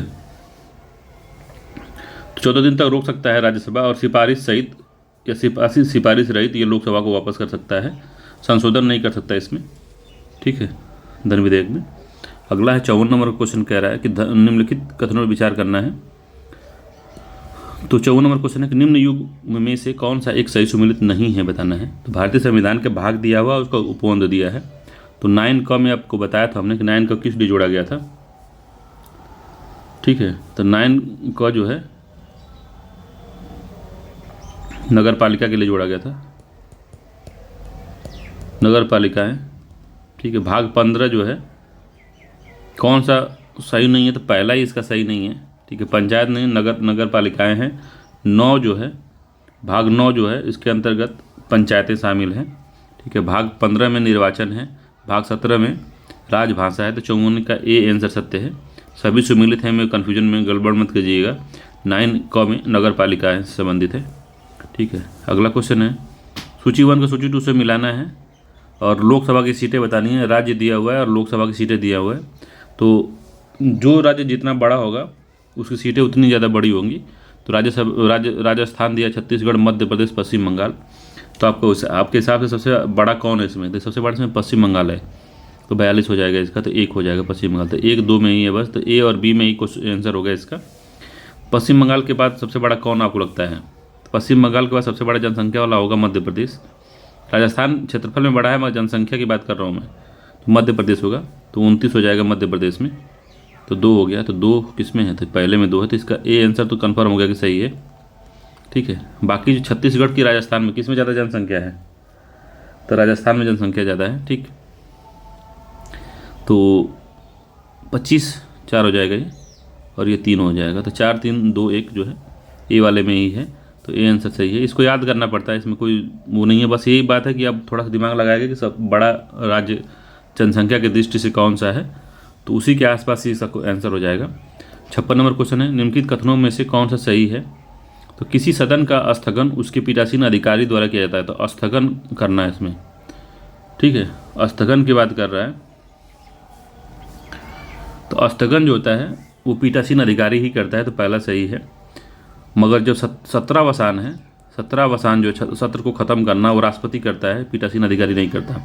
कुछ समय के लिए, 1 महीना, 1 हफ्ते, 2 दिन, 5 दिन, इसके लिए जो स्थगन करता है वो पीठासीन अधिकारी करता है। जो भी उस समय प्रोसीड कर रहा हो उस हाउस को, तो वो उसको स्थगित कर सकता है, ठीक है। किसी एक या दोनों सत्रों का सत्रावसान राष्ट्रपति द्वारा किया जाता है, तो ये भी सही है। तो पहला भी ठीक है, दूसरा भी ठीक है, तो इसका सी आंसर है। दोनों ही कथन सत्य हैं इसमें, ठीक है। तो थोड़ा आराम से इसको देख लीजिएगा, वीडियो रोक के पढ़ के समझ लीजिएगा, दोनों ही कथन सत्य हैं, याद रखिएगा। अगला क्वेश्चन 57 नंबर का है। तो कह रहा है कि निम्नलिखित पदाधिकारियों में से किस एक के शपथ का प्रारूप संविधान की तीसरी अनुसूची के तहत नहीं है? तो तीसरी अनुसूची के तहत नहीं है बताना है। तो उच्चतम न्यायालय के न्यायाधीश का है, संसद के सदस्य का भी है, भारत के नियंत्रक एवं लेखा महापरीक्षक का भी है, राष्ट्रपति का नहीं है, ठीक है। डी आंसर सही है, राष्ट्रपति का तीसरी अनुसूची में शपथ का प्रावधान इसमें नहीं है। तो किस में है? तो इनका शपथ का प्रारूप राष्ट्रपति का आर्टिकल 60 में है, ठीक है, आर्टिकल 60 में दिया गया है, याद रखिएगा। राष्ट्रपति द्वारा दी जाने वाले शपथ का प्रारूप जो है आर्टिकल 60 में है, याद रखिएगा, इसको इंपॉर्टेंट है, राष्ट्रपति नहीं है इसमें। अगला है 58 नंबर का, कि निम्नलिखित युग में से कौन सा सही सुमेलित नहीं है, ठीक है। तो 105 है, 312 है, 114 है और 131 है। तो कौन सा संबंधित नहीं? तो अनुच्छेद 105 में संसदीय विशेषाधिकार है, तो 105 में संसदीय विशेषाधिकार, ये बात बिल्कुल सही है। और 312 में अखिल भारतीय सेवाओं की स्थापना का प्रावधान भी है, तो ये भी ठीक है। 314 में बजट दिया हुआ है, तो मैंने बताया था 314 में क्या है, ठीक है। 314 में सुमेलित नहीं है, तो विनियोग विधेयक है, बजट का नाम ही नहीं है संविधान में, विनियोग विधेयक है, ठीक है। 114 में विनियोग विधेयक है। 112 में जो है बताया गया वित्तीय विवरण, वार्षिक वित्तीय विवरण 112 में बताया गया, 122 लिख दिया मैंने, 112 है वार्षिक वित्तीय विवरण। वार्षिक वित्तीय विवरण जो है बताया गया है, ठीक। 112 में 131 में क्या लिखा है? तो 131 में उच्चतम न्यायालय की आरंभिक अधिकारिता दी गई है, तो ठीक है। 131 में उच्चतम न्यायालय की सुप्रीम कोर्ट की अधिकारिता दी गई है, तो बात बिल्कुल सही है। 59 नंबर क्वेश्चन कह रहा है कि 42वें संविधान संशोधन अधिनियम 1976 द्वारा कौन से नीति निर्देशक तत्व जोड़े गए थे? तो ये भी इंपॉर्टेंट है, कई बार मैंने इसको बताया है और इसको पॉइंट भी आपको हाईलाइट भी करवाया है कि कोई भी अगर टेस्ट देखेंगे आप, जो भी मैंने अपलोड किया है, सारे टेस्ट हर कोचिंगों के, जिन जिन कोचिंगों का मैंने अपलोड किया, तो उसमें ये क्वेश्चन कॉमन है एकदम से, ठीक है। इसको ये रट जाना चाहिए आपको, कौन है? तो 42वें संविधान संशोधन जोड़ा गया है, तो जान जाइए कि जब जो जोड़ा जाता है वो मान लीजिए कि 42 क होगा, 48 क होगा, ठीक है, इस तरह से होगा, ठीक है। तो समान आचार संहिता तो पहले से ही था हमारे संविधान में, तो पहला ही गलत हो गया। तो पहला जब गलत हो गया तो इसको काट देंगे, इसको काट देंगे और इसको काट देंगे, तो बच जाएगा 2, 3, 4, ठीक है। तो ये तो आंसर आ गया। आंसर निकालने का जल्दी जल्दी अगर आपको आता है तो एग्जाम में जल्दी जल्दी निकालने का तरीका है कि बी आंसर इसका सत्य हो गया, ठीक है। मगर आपको याद होना चाहिए क्या है, तो शोषण से बच्चों एवं वयस्कों की सुरक्षा दोनों की है, बच्चों और वयस्कों दोनों की सुरक्षा का प्रावधान करता है, तो 2 में है, ठीक है। तो ये 39 में है, इसके बारे में सुबह ही बताया था, 39 में ये बात की गई है, ठीक। इससे पहले वाले इस वीडियो में टेस्ट में ये क्वेश्चन था पहला, दूसरा ऑप्शन वाला। और समान न्याय तथा निःशुल्क विधिक सहायता जो है 39 क में है, ठीक है। और उद्योग के प्रबंधन में श्रमिकों की भागीदारी जो है ये 43 क में है। तो उद्योग के प्रबंधन में श्रमिकों की भागीदारी का समझने का मतलब यही है कि उद्योग का जो प्रबंधन करता है, जो उसका मैनेजमेंट है, जो कंपनी को संभालता है, हर चीज़ देखता है, उसका डेली डे टू डे वाला वर्क देखता है, उसमें एक श्रमिक का जो नेता होना चाहिए, ताकि कोई भी पॉलिसी बनती है, कुछ भी बनती है, तो वो जो है मजदूरों का पक्ष रख सके मीटिंग में या कोई भी डिसीजन में, तो उसके लिए उसका होना जरूरी है, ठीक। तो इसका बी आंसर सही है, इसको याद रखिएगा। 42वें संविधान संशोधन द्वारा ये सब किया गया था, ठीक है। अगला क्वेश्चन इसमें है 60 नंबर क्वेश्चन कह रहा है कि राष्ट्रीय आपातकाल जो है 352 को वापस लिया जा सकता है।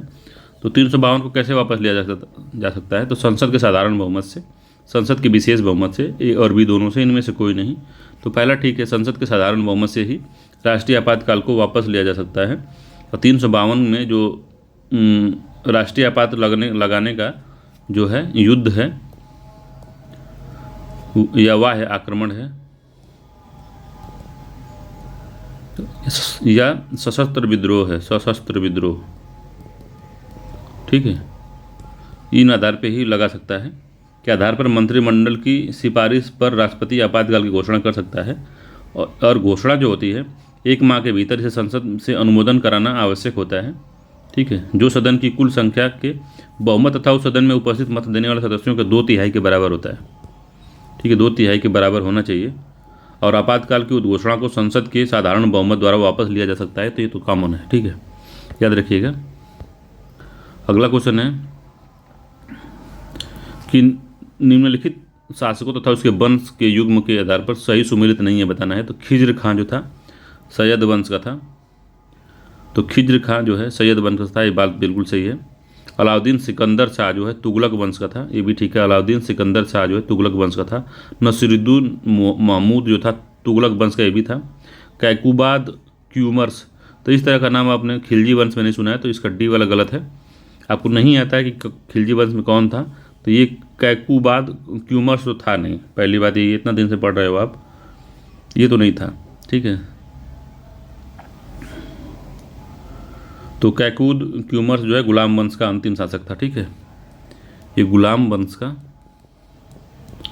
अंतिम शासक था ये, इसको याद रखिएगा, ठीक। गुलाम वंश का अंतिम शासक था, 1287 से 1290 तक रहा था ये, 1287 से 90 तक रहा था, ठीक। अगला क्वेश्चन है कि शाहजहां ने गुणस मुंदर की उपाधि किसे दी थी? तो शाहजहां ने गुणस मुंदर की उपाधि, इंपॉर्टेंट है, किसको दी थी? तो तानसेन को दी थी, अबुल हसन को दी थी, लाल खां को दी थी, लाल मुकुंद को दी थी।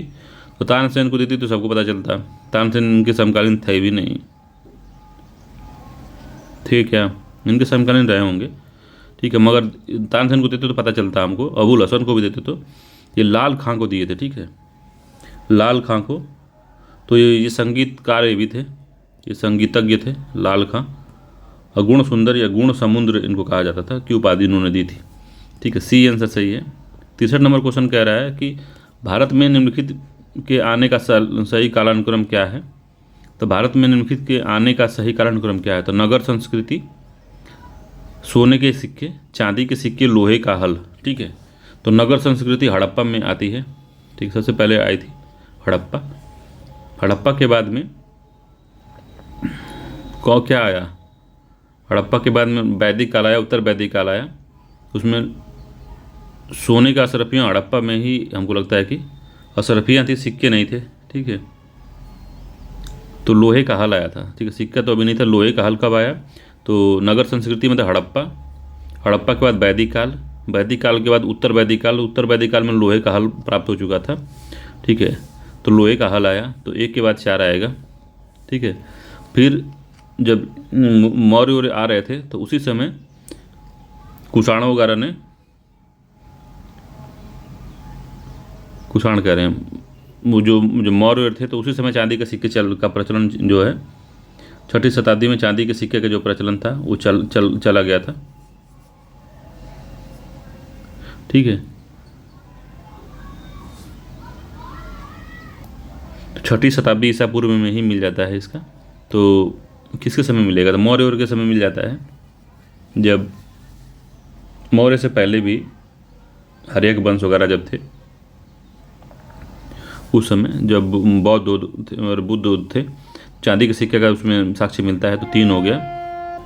और सोने का सिक्का हिंद यवन शासक ने चलाए थे, तो 2 हो गया लास्ट में, हिंद यवन शासक बाद में आए थे। तो ए आंसर इसका सही है, 1 4 3 2 इसका आंसर होगा, ठीक है। अगला है निम्नलिखित त्रिपिटकों में किस एक में बुद्ध के दार्शनिक सिद्धांतों का संग्रह मिलता है? तो विनय पिटक में रूट रेगुलेशन है, कैसे संघ में रहना है, ठीक है। सुत्त पिटक में जो है सुत्त पिटक में है धार्मिक सिद्धांत दिया है, धार्मिक सिद्धांत सुत्त पिटक में, सुत्त सिद्धांत, ठीक है। अभिधम्म जो दिया है, अभिधम्म में दार्शनिक सिद्धांत दिया है, ठीक है। तो सी वाला इसका आंसर सही है, ठीक है। उपरोक्त में सभी नहीं, सी सही है इसका।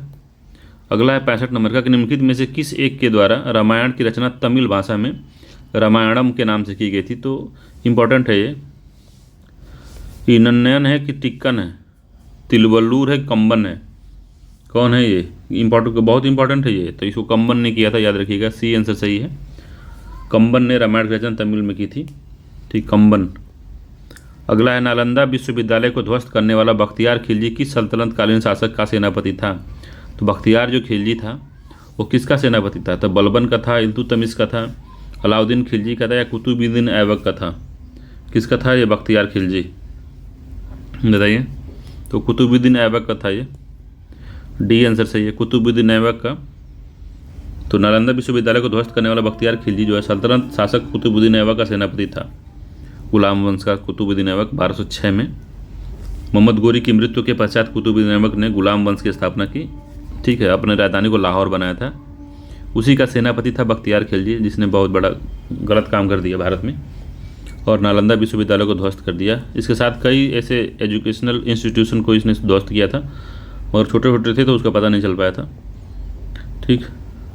अगला है 67 नंबर क्वेश्चन कह रहा है कि निम्नलिखित में से कौन सा मुगल शासक कादरी सिलसिला का अनुयायी था।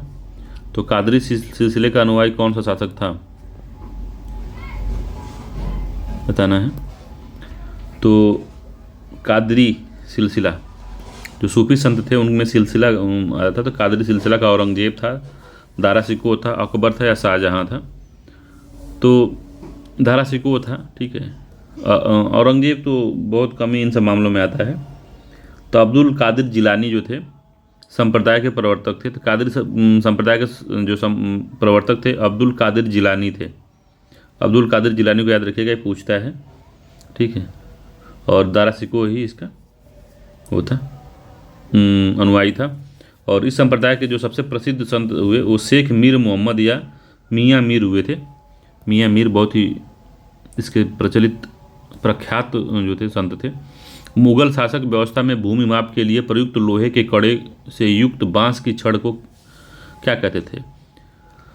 तो जरीबाना कहते थे, तनब कहते थे, खूत कहते थे, या तकाबी कहते थे। जो नापा जाता था ज़मीन वगैरह भूमि माप के लिए, तो क्या कहते थे उसको? तो तनब कहते थे उसको, बी आंसर सही है। मुगल शासन व्यवस्था में जो तनब बांस की छड़ तनब कहलाती थी। जरीबाना जो था वो जरीब से भूमि मापने का कर्मचारी का शुल्क था, ठीक है। जरीब से भूमि मापने वाले कर्मचारी का जो शुल्क था उसको जरीबाना कहते थे।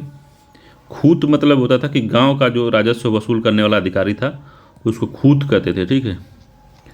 और तकाबी जो है सरकार द्वारा किसान को दिया जाने वाला कृषि ऋण जो था, कृषि ऋण को तकाबी कहते थे। जो उस समय की सरकार या राजा महाराजा किसानों को ऋण देते थे वो तकाबी कहलाता था।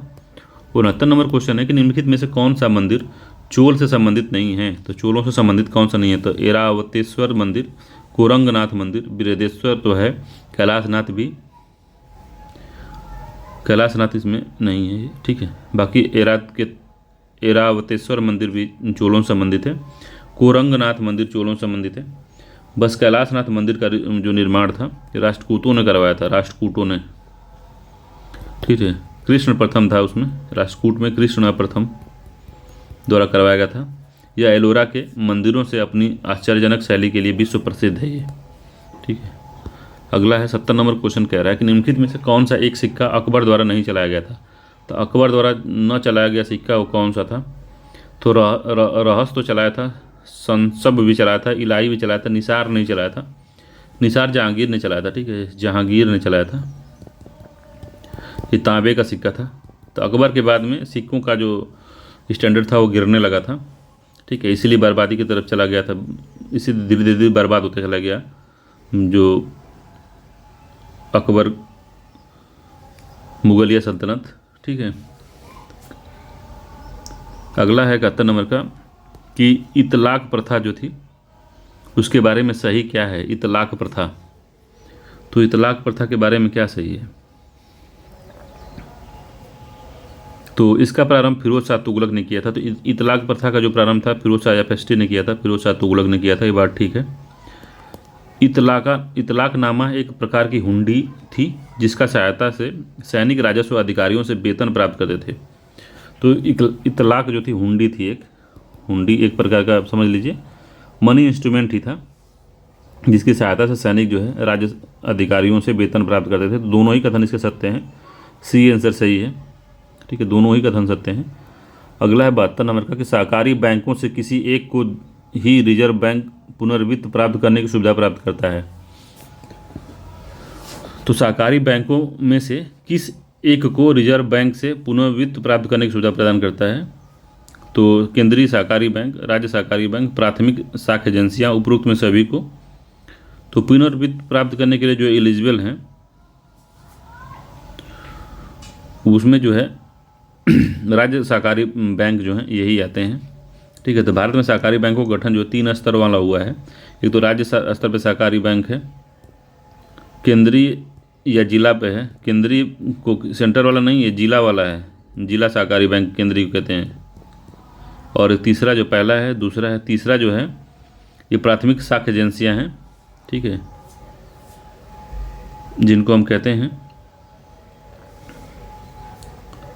क्या कहते हैं, प्राइमरी क्रेडिट सोसाइटीज़ कहते हैं इसको, प्राइमरी पीसीएस कहते हैं, प्राइमरी क्रेडिट सोसाइटी पीसीएस कहते हैं इसको, ठीक है। तो इसमें राज्य को बस मिलता है। तो राज्य सहकारी बैंक को ही सरकारी बैंकों से किसी एक सरकारी बैंक को रिजर्व बैंक से पुनर्वित्त प्राप्त करने की सुविधा प्राप्त है। तो राज्य सहकारी बैंक को, बी आंसर इसका सही है, याद रखिएगा, बढ़िया क्वेश्चन है। अगला क्वेश्चन कह रहा है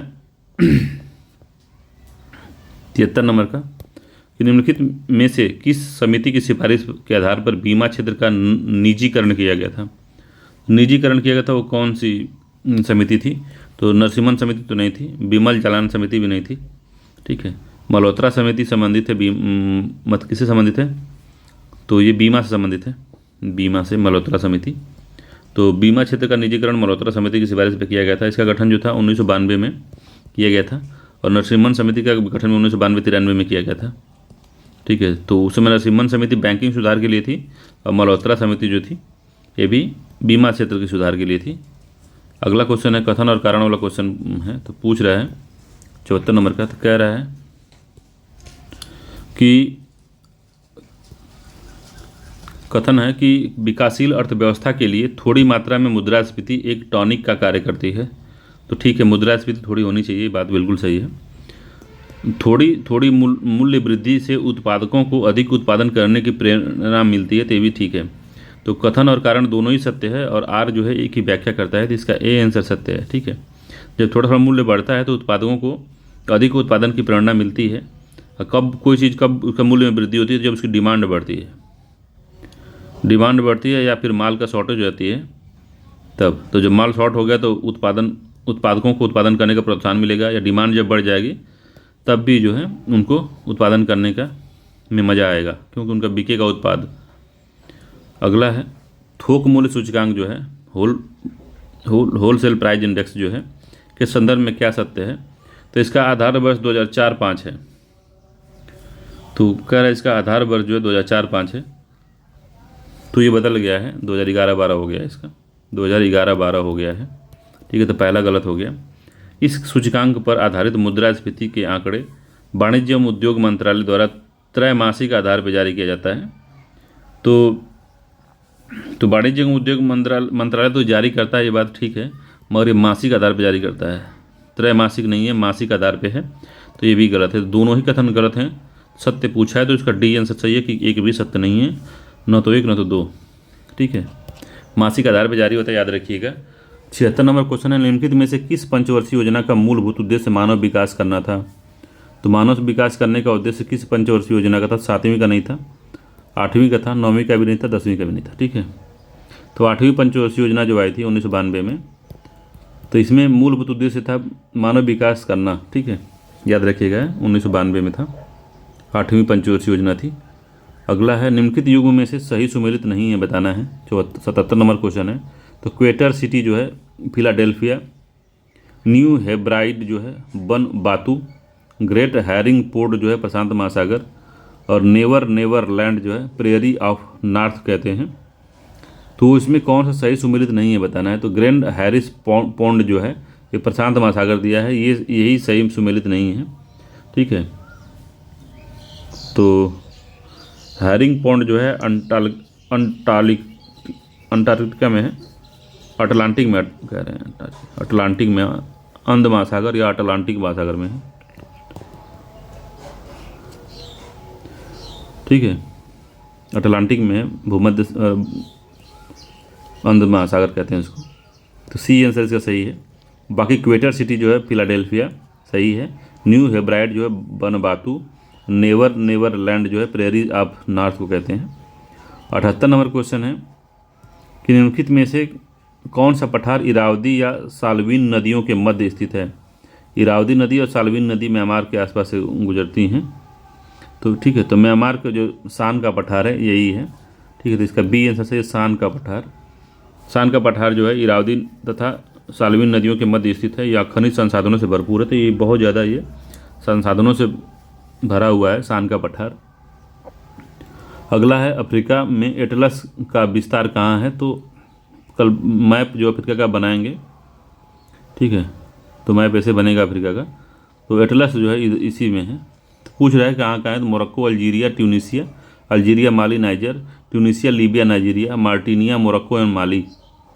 तो किस में है, तो मोरक्को, अल्जीरिया, ट्यूनीसिया में है। ठीक है, तो इसी को कभी कभी हम इसी के क्षेत्रों को हम एशिया अफ्रीका माइनर भी कह देते हैं इसको। ठीक है, मोड़दार पर्वत ये भी है, बलित पर्वत जिसको कहते हैं। तो ए इसका आंसर सही है 79 का। तो मोरक्को में है, अल्जीरिया में, ट्यूनीसिया में है, याद रखिएगा एटलस पर्वत। ठीक, 80 नंबर क्वेश्चन है कि ये भी कथन कारण वाला क्वेश्चन 80 नंबर का। तो कथन कह रहा है कि प्रशांत महासागर के तटीय भागों में अग्नि वलय कहा जाता है। तो 80 नंबर क्वेश्चन है ये। ठीक है, तो कह रहा है कि प्रशांत महासागर के तटीय भागों का अग्नि वलय कहा जाता है। तो प्रशांत महासागर का जो क्षेत्र है ये वाला, तो अग्नि वलय है ये। ठीक है, तो इस क्षेत्र में सर्वाधिक संख्या में सक्रिय ज्वालामुखी पाए जाते हैं। तो अग्नि वलय इसीलिए इसको कहते हैं, सक्रिय ज्वालामुखी पाए जाते हैं। तो दोनों ही कथन सत्य है और आर ए की व्याख्या करता है, इसका ए आंसर सही है। 81 नंबर क्वेश्चन कहता है कि निम्नलिखित में से कौन सा एक काकेकस राज्य में शामिल नहीं है। तो काकेकस राज्य जो है ये पूर्वी एशिया के आसपास का जो है, ठीक है, आसपास यूरोप और एवं एशिया का सीमा पर स्थित है ये काकेकस। तो इसमें जॉर्जिया तो है, आर्मेनिया भी है, अजरबैजान भी है, लाटविया नहीं है इसमें। तो जॉर्जिया, आर्मेनिया, अजरबैजान जो है काकेकस राज्य में शामिल हैं, जबकि लाटविया इसमें शामिल नहीं है। ठीक है, जो काकेकस पर्वत श्रृंखला है यूरोप एवं एशिया दोनों की सीमा पर स्थित है। तो इसका डी आंसर सही था इस क्वेश्चन का। ठीक है, अगला 82 नंबर क्वेश्चन कह रहा है कि निम्नलिखित युग्म में से कौन सा सुमेलित नहीं है। तो देश दिया है और उसका उपनाम दिया है। तो जिब्राल्टर का क्या उपनाम है, तो भूमध्य सागर का द्वार। ठीक है, सही सुमेलित नहीं है, तो जिब्राल्टर को भूमध्य सागर का द्वार कहते हैं। ठीक है, आयरलैंड को एमराल्ड द्वीप कहते हैं, ये भी ठीक है, और आयरलैंड को कहते हैं। ठीक है, बहरीन को मोतियों का देश कहते हैं। तो इंपॉर्टेंट है, बहरीन को मोतियों का देश कहते हैं। ये सारा जो है आपको दिया हुआ है किसमें, तो लूसेंट में दिया हुआ है। स्कॉटलैंड को कॉकपिट ऑफ यूरोप कहते हैं। तो स्कॉटलैंड को नहीं कहते, बेल्जियम को कहते हैं। बेल्जियम को कॉकपिट ऑफ यूरोप कहते हैं। ठीक है, स्कॉटलैंड नहीं, तो डी वाला इसका आंसर सही है, यही डी वाला सही सुमेलित नहीं है। ठीक है, 83 नंबर क्वेश्चन कह रहा है निम्नलिखित 83 नंबर क्वेश्चन है कि निम्नलिखित महाद्वीपों तथा उनके सबसे बड़े देश के युग्म में कौन सा सुमेलित नहीं है। तो अमीर महाद्वीप है, क्षेत्रफल सबसे बड़ा देश उसमें कौन सा है। तो एशिया में रूस दिया है। तो क्या एशिया में रूस है?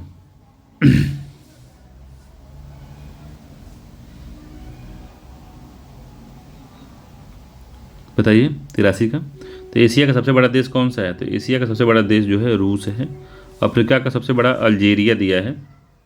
ठीक है, तो अफ्रीका का सबसे बड़ा देश अल्जीरिया है। ठीक है, उत्तरी अमेरिका का यूएसए दिया है। तो यूएसए नहीं, कनाडा है। उत्तरी अमेरिका महाद्वीप का सबसे बड़ा देश कनाडा है, ठीक है। तो सी वाला सही सुमेलित नहीं है। दक्षिण अमेरिका का ब्राज़ील है, तो ठीक है। तो एशिया का रूस है, अफ्रीका का अल्जीरिया है और अब ब्राज़ील है। दक्षिण अमेरिका का मगर उत्तरी अमेरिका का कनाडा है, यूएसए नहीं है सबसे बड़ा क्षेत्रफल की दृष्टि से। 84 या निम्नलिखित युग्म में से कौन सा सही नहीं है?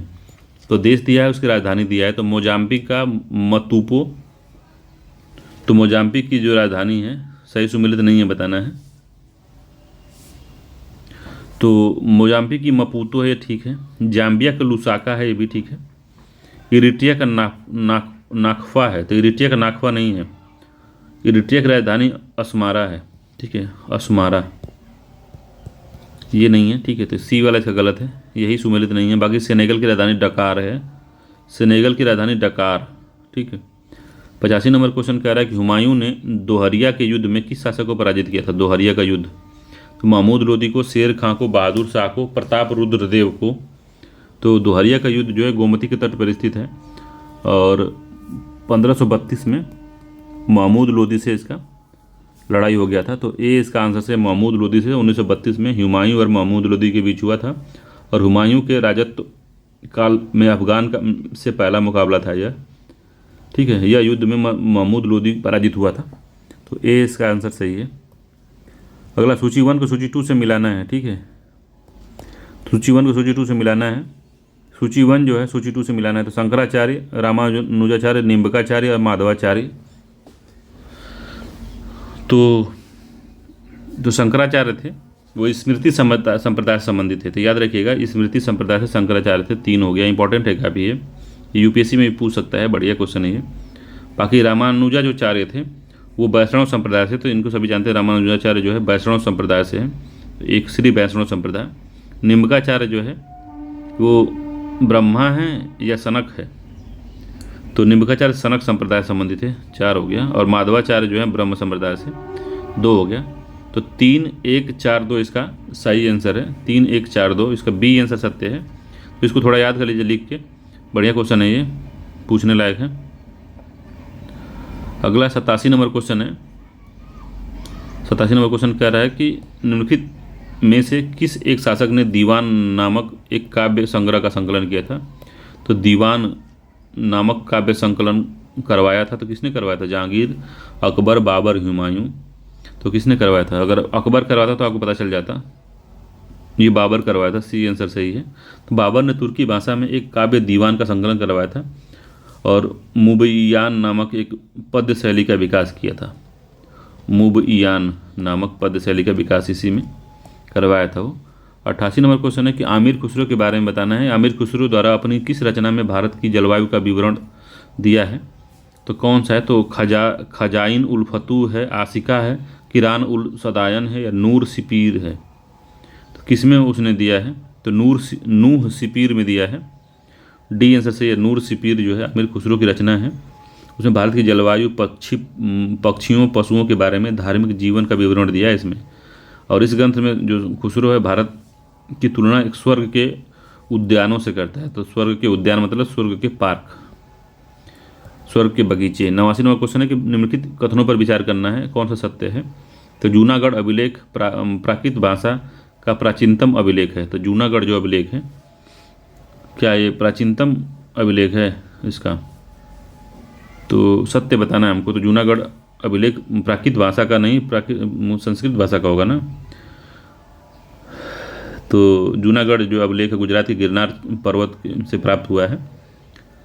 तो ब्राह्मी लिपि में उत्कीर्ण संस्कृत भाषा का अभिलेख है ये, ठीक है, संस्कृत भाषा है ये, प्राकृत नहीं संस्कृत भाषा है।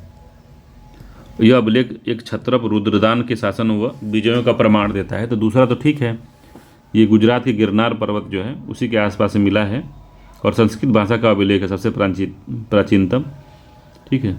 तो इसमें रुद्रदान जो था उसकी वंशावली, विजयों और शासन का प्रमाण इसमें मिलता है और इसी में मिलता है कि सुदर्शन झील जो है मौर्यों द्वारा निर्मित है, ठीक। और इसका जीर्णोद्धार जो है रुद्रदान ने भी करवाया था। तो इसका बी वाला आंसर सत्य है, केवल पहला गलत है, संस्कृत भाषा का है। 90 नंबर क्वेश्चन है, सूची 1 को सूची 2 से मिलाना है। तो बताना है कूट से राजवंश उसकी राजधानी, इंपॉर्टेंट क्वेश्चन है, याद रखिए, आर यूपीपीसीएस के लिए। तो राष्ट्रकूट का बताइए कहाँ था? पल्लव, कदम्ब, होयसल। होयसल का द्वार समुद्रन था, एक का दूसरा हो जाएगा, ठीक है। और कदम्ब का बनावली था, बनवासी। कदम्ब को बनवासी भी इसकी राजधानी थी। पल्लव की राजधानी कांचीपुरम थी। राष्ट्रकूट की मान्य खेत थी। 3 हो गया, 4 हो गया, तो 2 1 4 3, 2 1 4 3, 2 1 4 3, 2 1 4 3, डी आंसर सही है।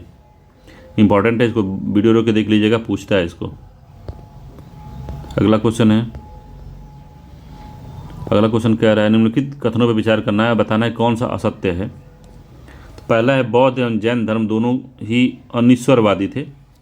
तो अनिश्वरवादी दो क्या असत्य पूछा, तो अनिश्वरवादी दोनों थे, बात ठीक है। दोनों धर्म में आत्मा की मान्यता थी, तो आत्मा की मान्यता नहीं थी, तो बी वाला असत्य है इसका, तो बी आंसर सही है, बी असत्य है। अगला क्वेश्चन है सूची 1 को सूची 2 से मिलाना है, और हड़प्पा का स्थल दिया, नदी दिया है, तो रोपड़ जो है सतलज नदी के किनारे है, ठीक है। तो रोपड़ सतलज नदी के किनारे है, 4 हो गया। कालीबंगा जो है घग्गर नदी के किनारे है, ठीक है। कालीगंगा घग्गर नदी किनारे, 2 हो गया। चुनहुदड़ो जो है वो दास्क नदी किनारे है कि सिंधु नदी किनारे है, तो सिंधु नदी किनारे चुनहुदड़ो, 1 हो गया। सतकांगे डोर जो है दास्क नदी किनारे, 3 हो गया। 4 2 1 3, 4 2 1 3 इसका सही आंसर होगा, ठीक है। 4 2 1 3 सी आंसर सही है, याद रखिएगा। सुदकांड डोर जो है सुदकांगे डोर जो है दास्क नदी किनारे है, इसको भी याद रखिएगा थोड़ा। तो अब न्यूज़ में कभी कभी सुने होंगे आप कि एवरग्रीनिंग क्या होता है, प्राय प्रयोग में आता है, तो किसी लिए पर्यावरण के संदर्भ में, पेटेंट के संदर्भ में, बीमारी के संदर्भ में, मिसाइल तकनीक के संदर्भ में। तो एवरग्रीनिंग जो है किसके संदर्भ में आता है, कुछ आइडिया है आपको? तो पेटेंट के संदर्भ में आता है। जब पेटेंट जो है कुछ दिन में ख़त्म हो जाता है, जैसे मान लो पेटेंट आपने 20 वर्षों में करवाया, अब इसके आगे अब पेटेंट को बढ़ाना चाहते हैं, ट्रिप्स के अंतर्गत, ट्रिप्स का जो प्रावधान है उसके अंतर्गत पेटेंट जो है 20 वर्ष के लिए दिया जाता है। उसके बाद उसको पेटेंट और बढ़ाना तो कंपनी को एवरग्रीनिंग करानी पड़ती है, ठीक है। तो उसी के एवरग्रीनिंग करते हैं, परंतु इसमें जो कंपनियां हैं इनको किसी न किसी प्रकार से विलम्ब पैदा करके बढ़ाती रहती हैं, ठीक है। तो 20 वर्ष के लिए प्रदान किया जाता है, तो 20 वर्ष से दिया जाता है। तो ये लोग कुछ इसमें शोध करते हैं, कहते हैं मैं शोध कर रहा हूँ, पेटेंट थोड़ा बनाए रखिए, मैं शोध अभी कर रहा हूँ, इसमें कुछ इसको बढ़ाऊंगा, कुछ इसमें और ऐड कर रहा हूँ ताकि और अच्छा हो। तो वो एवरग्रीनिंग करते रहते हैं, मतलब कि 20 वर्ष से अधिक जब बढ़ाते हैं तो उसको एवरग्रीनिंग करके बढ़ाते रहते हैं, ठीक है। कि मैं कुछ ऐड कर रहा हूँ, ये कर रहा हूँ, वो कर रहा हूँ, उसमें करते हैं, ठीक। तो पेटेंट से संबंधित है, बी आंसर सही है इसका, एवरग्रीनिंग। एवरग्रीनिंग का भी और भी आप सुन सकते हैं कि लोन का एवरग्रीनिंग कर दिया गया, मगर पेटेंट के मुख्यतः यूज किया जाता है। तो पेटेंट याद रखिएगा। निम्नलिखित में से कौन सा, 94 नंबर क्वेश्चन है, निम्नलिखित में से कौन सा एक युग्म सही सुमेलित है, नहीं है बताना है। तो सही सुमेलित नहीं है बताना है। तो अंतरिक्ष अनुप्रयोग केंद्र जो है वो कहाँ है, तो अहमदाबाद में है, ये ठीक है। भारतीय सुदूर संवेदन संस्थान देहरादून में भी ठीक है। विक्रम साराभाई अंतरिक्ष केंद्र जो है त्रिवेंद्रम में भी ठीक है। UR राव उपग्रह केंद्र जो है ये हैदराबाद दिया, तो बेंगलुरु में है, बेंगलुरु में है, ठीक है, कर्नाटक में है, ये हैदराबाद में नहीं है, तो इसका डी आंसर सही है। UR राव जो उपग्रह केंद्र जो है बेंगलुरु में है। 95 नंबर क्वेश्चन कह रहा है कि निम्नलिखित हार्मोन में से कौन सा एक गर्भधारण के निर्धारण वाला हार्मोन कहलाता है। तो गर्भधारण का हार्मोन कहलाता है, तो एजेस्ट्रॉन नहीं है, रिलैक्सिंग नहीं है, एंड्रोजन भी नहीं है, प्रोजेस्ट्रॉन होता है, बी आंसर सही है। तो जो दवा होती है अनवांटेड 72 जो दवा आती है, तो यही प्रोजेस्ट्रॉन जो हार्मोन होता है इन्हीं को डिसबैलेंस करती है, ठीक है, डिसबैलेंस करके ये लोग करती है, जिसका दुरुपयोग आज की जनता बहुत ज़्यादा कर रही है। 95 नंबर क्वेश्चन है। अगला क्वेश्चन है 96 नंबर का, प्रोटीन की प्रचुरता वाले खाद्य पदार्थों में निम्नलिखित में से कौन सा एक अमीनो अम्ल उपस्थित रहता है। तो प्रोटीन प्रचुरता वाले खाद्य पदार्थों में से निम्नलिखित में से कौन सा एक अमीनो अम्ल उपस्थित रहता है। तो टायरोसिन है, ल्यूसीन है, ग्लूटामाइन है, सिस्टीन है, तो कौन सा है। तो टायरोसिन जो है, प्रोटीन की प्रचुरता वाले खाद्य पदार्थों में टायरोसिन अमीनो अम्ल उपस्थित रहता है। टायरोसिन की कमी से व्यक्ति स्वयं को दुखी एवं सुस्त महसूस करता है, ठीक है। तो याद रखिए जब आप प्रोटीन कम खाएंगे तो आप सुस्त महसूस करेंगे अपने आप को और दुखी महसूस करेंगे। याद रखिएगा, ये बहुत ही खतरनाक बात है। जो लोग सुस्त और दुखी रहते हैं वो कृपया प्रोटीन खाया करें। अगला 97 नंबर क्वेश्चन है, निम्नलिखित कथनों पर विचार करिए। तो रुधिर प्लेटलेट्स केवल स्तनीय के शरीर में पाया जाता है। तो कौन सा सत्य है हमको बताना है। तो क्या प्लेटलेट्स केवल स्तनधारियों के शरीर में पाया जाता है? तो हाँ, ठीक है ये। अगला है, शरीर में रुधिर का निर्माण लाल अस्थिमज्जा में होता है। तो लाल अस्थिमज्जा में होता है, ठीक है ये भी। पहला भी ठीक है, दूसरा भी ठीक है, ठीक है।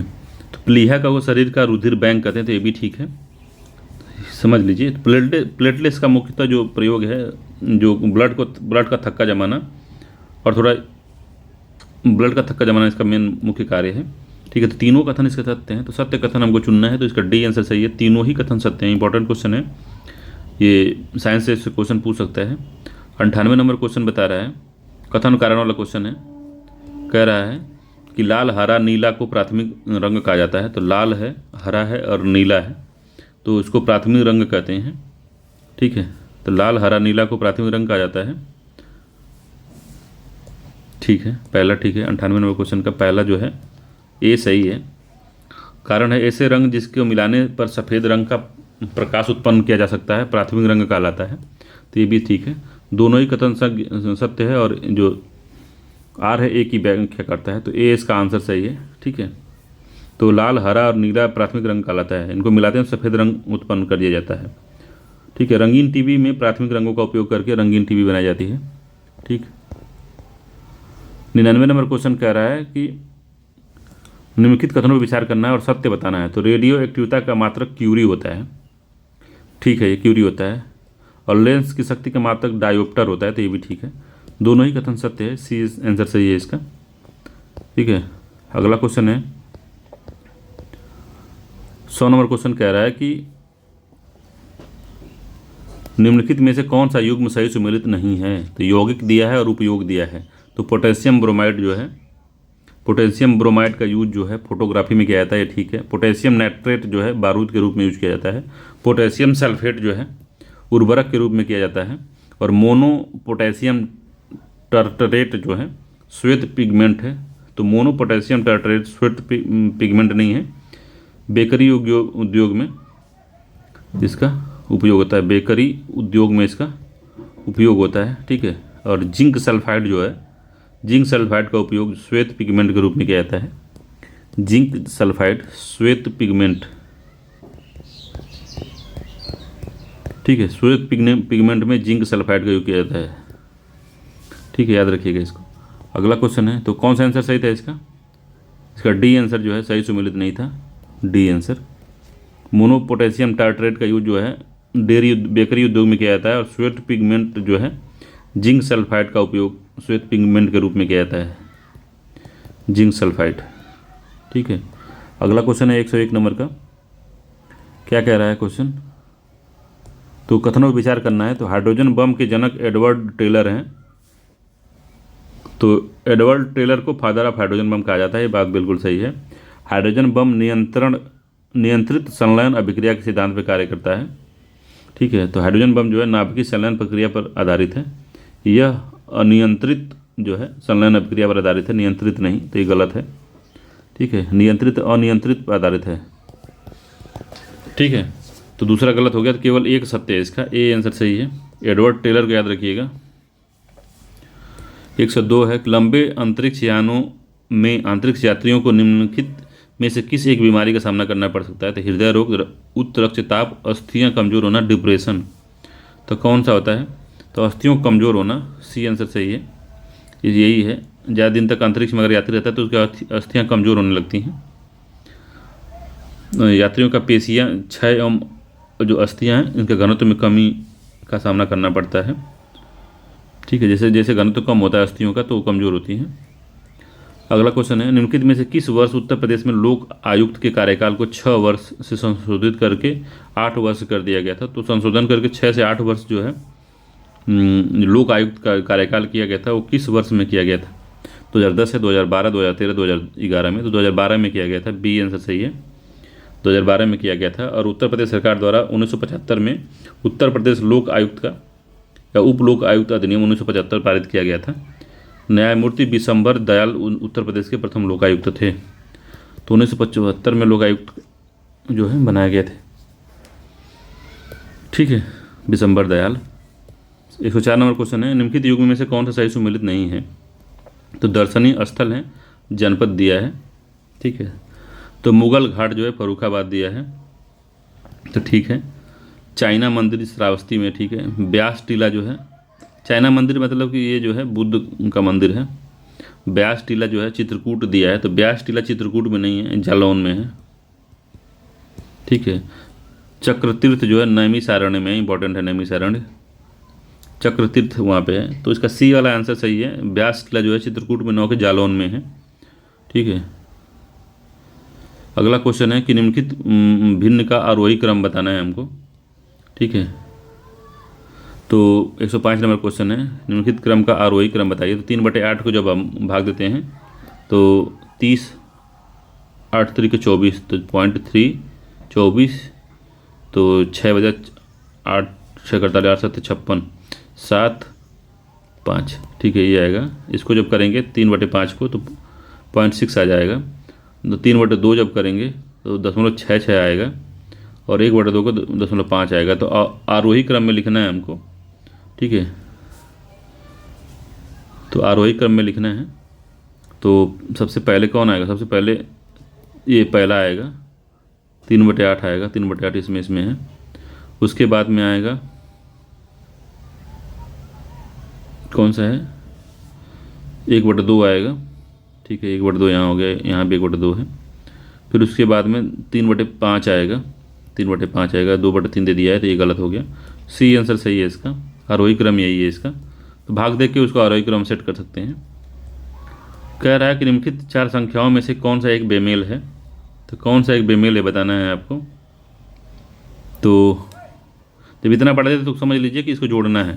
तो 8 7 15 6, 15 6 6 21 3 24 25 26 27, 27 हो गया, ठीक है।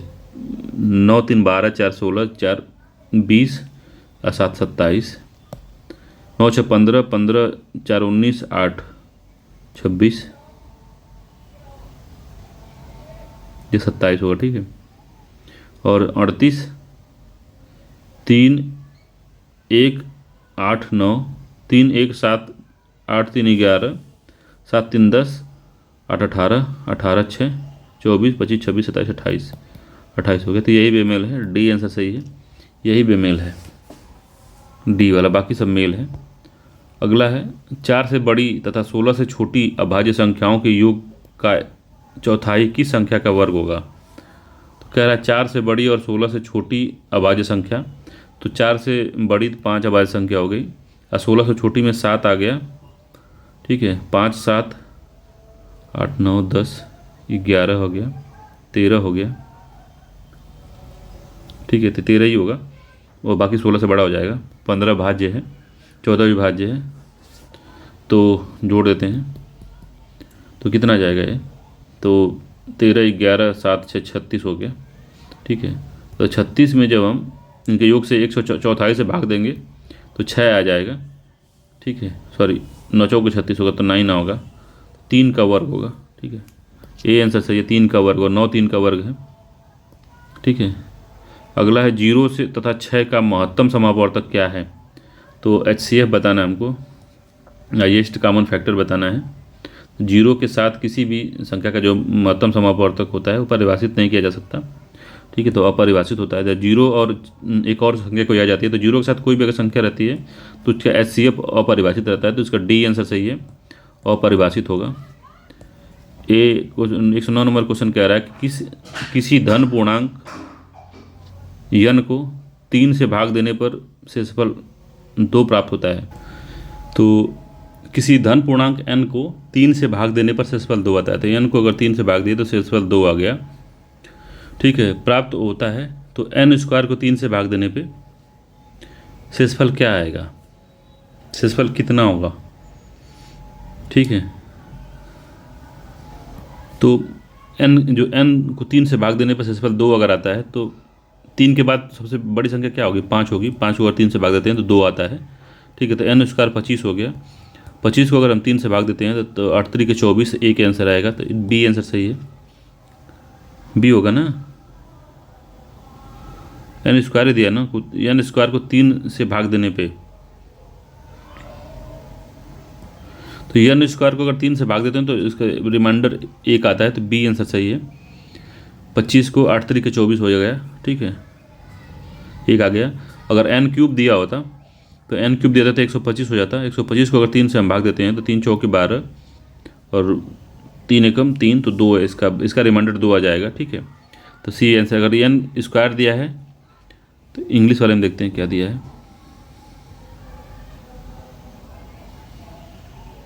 एन स्क्वायर दिया है तो इसका बी आंसर सही होगा, ठीक है। एन स्क्वायर में बी आंसर ठीक है, बी आंसर सही है, ठीक।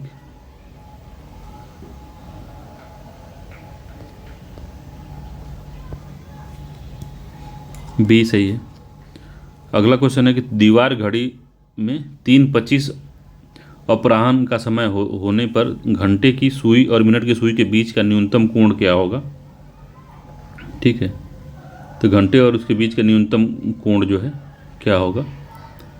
तो 3:25 अपराह्न की बात कर रहा है। तो जब न्यून कोण निकालते हैं तो उसका फार्मूला होता है, न्यून कोण का फार्मूला होता है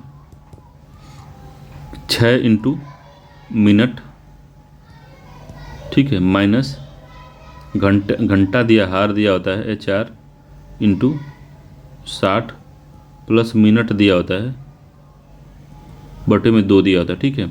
तो फार्मूला रखते हैं तो 6 गुणते मिनट दिया हुआ 25 माइनस हार कितना दिया, 3 दिया है, 3 बजे इंटू 60 प्लस मिनट कितना दिया हुआ 25 दिया हुआ है, ठीक है, बटे में 2, ठीक। जब इसको सॉल्व करेंगे तो 150 आएगा। 25 छक्के 150 माइनस 36 18 180 प्लस 25 जो हो गया कितना हो जाएगा? 205 हो जाएगा। 205 बटे में 2 हो गया। तो 300 माइनस 205 बटे में 2 इक्वल टू कितना आ जाएगा? 95 बटे 2, तो ये आ जाएगा 47 सही, 1/2 डिग्री। तो 47 डिग्री आएगा। इसका सी आंसर सही होगा। तो न्यून कोण का फार्मूला होता है 6 इंटू मिनट, जो मिनट दिया हुआ है 25, घंटा मतलब 3 जो दिया हुआ है 3:25 मिनट 3 होगा, इंटू 60 होगा, प्लस मिनट 25, इस दोनों का बटे 2 होता है, ठीक है। ये फार्मूला होता है। इसी पे आया है 47.5 डिग्री। अगला क्वेश्चन है, यदि किसी वृत्त की परिधि 50% बढ़ा दी जाए तो उसका क्षेत्रफल कितना बन जाएगा? तो वृत्त का क्षेत्रफल कितना होता है? तो वृत्त का क्षेत्रफल बताइए। तो वृत्त की परिधि कितनी होती है? 2πr होती है, ठीक है। वृत्त की परिधि 2πr होती है। तो परिधि में 50% की वृद्धि कर दी गई है। तो परिधि में जब वृद्धि 50% करेंगे तो जो त्रिज्या होगी वो 1 पॉइंट, पहले r अगर थी त्रिज्या, तो वृद्धि करने के बाद में 1.5r हो जाएगी त्रिज्या, ठीक है। तो प्रारंभिक क्षेत्रफल πr² होगा, ठीक। और नया क्षेत्रफल क्या होगा? तो πr की जगह पे 1.5r² हो जाएगा, ठीक है, बराबर कितना हो जाएगा? 2.25 πr² होगा, ठीक है। अब क्षेत्रफल में वृद्धि कितनी हुई? तो क्षेत्रफल में वृद्धि कितनी हुई? तो 2.25 πr माइनस πr² बटे में πr²।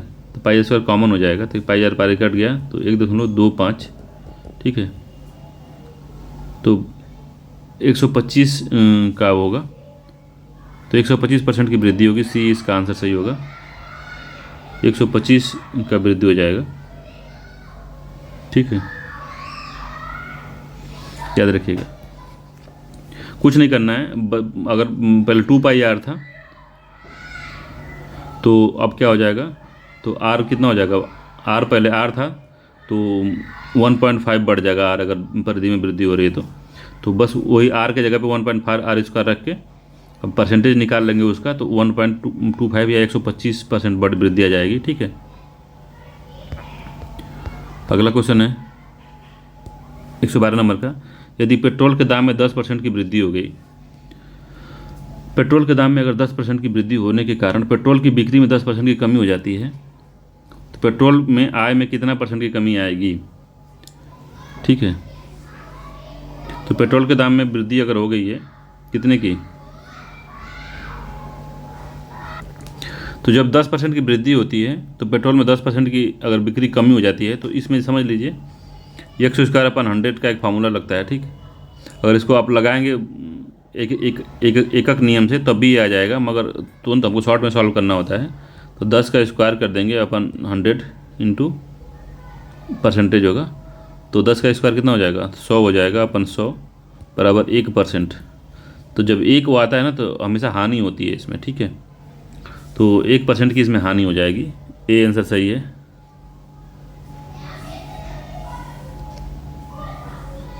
तो ए आंसर सही होगा, 1% की कमी या वृद्धि हुई। ठीक है, इसमें कुछ दिया नहीं है कमी वृद्धि, तो 1% ही आएगा इसका आंसर। ठीक, अगला है कि यदि ASSIGN को कूट भाषा में सेसिंग लिखा जाता है तो किडनैप को क्या लिखा जाएगा? तो किडनैप को क्या लिखा जाएगा? तो AS को मान लीजिए 1, SI को 2, GN को 3 मान लेते हैं। ठीक है, तो इसको हम मान लेते 1, 2, 3 मान लिए। ठीक है, तो इसी प्रकार जो है 1 मान लिए, 2 मान लिए, इसको 3 मान लिए। ठीक है, तो किडनैप को क्या लिख सकते हैं हम?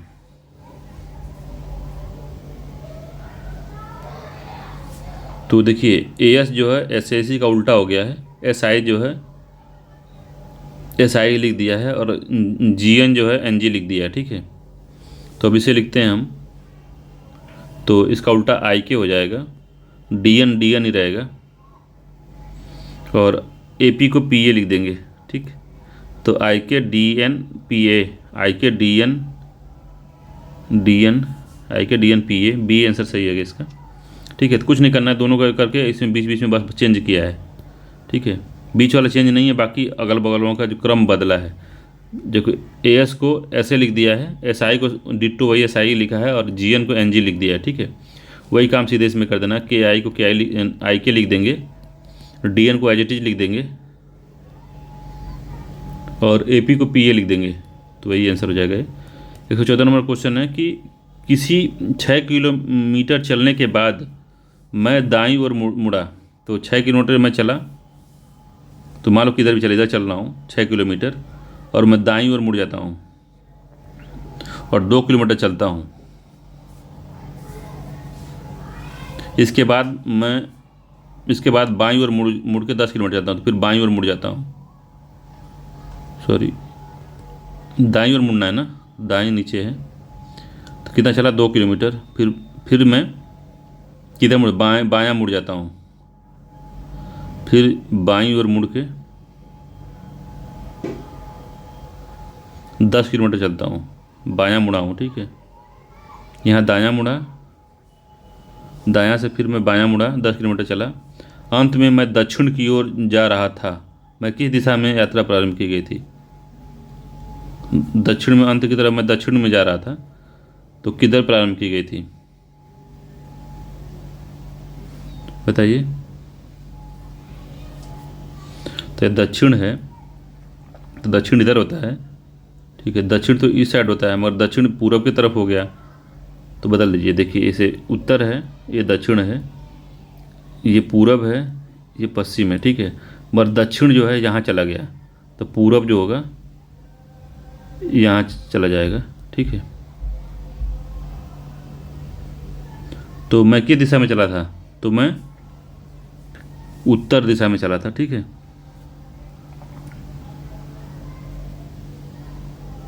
तो मैं उत्तर दिशा में चला था, इसका सी आंसर सही हो जाएगा। इसको पलट देना है बस, तो पूरब, फिर ये उत्तर जो है यहाँ चला जाएगा, तो 90 घूम जाएगा ये।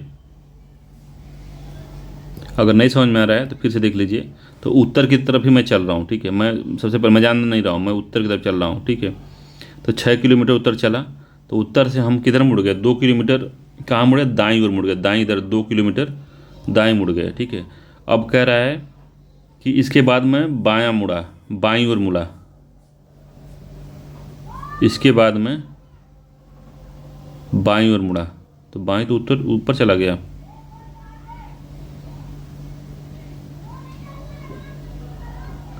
दस किलोमीटर चला।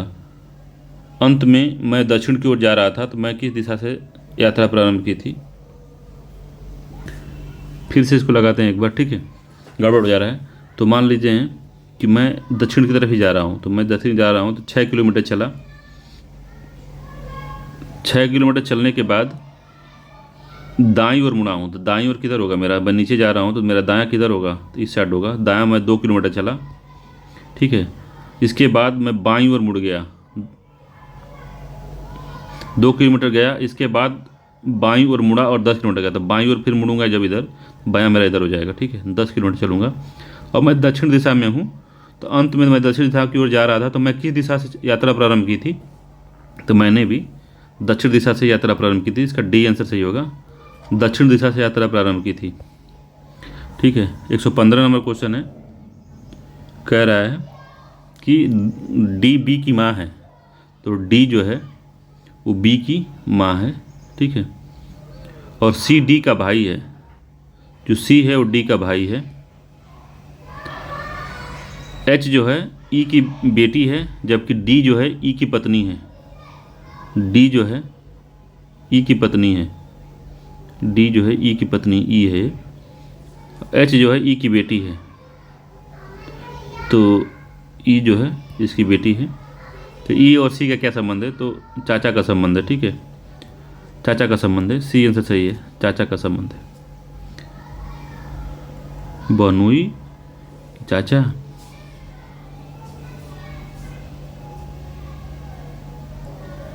फिर से बना लीजिए एक बार। तो बी है और डी की माँ है, तो बी जो है वो डी की माँ है, ठीक है, डी की माँ है। और सी डी का भाई है, जो सी है वो डी का भाई है, तो सी जो है डी का भाई है, ठीक है। सी जो है डी का भाई है, ठीक। और डी जो है ई की पत्नी है, डी जो है ई की पत्नी है।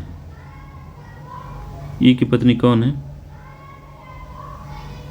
डी है, ई की पत्नी। ई जो है सी, एच जो है ई की बेटी है, ई की बेटी जो है एच है, ठीक है। तो पूछ रहा है ई और सी का संबंध पूछ रहा है, तो ई और सी का संबंध पूछ रहा है, तो बहनोई का संबंध, सही बात है। बी आंसर से बहनोई का संबंध है, ठीक है, बी आंसर सही है, बहनोई का संबंध है।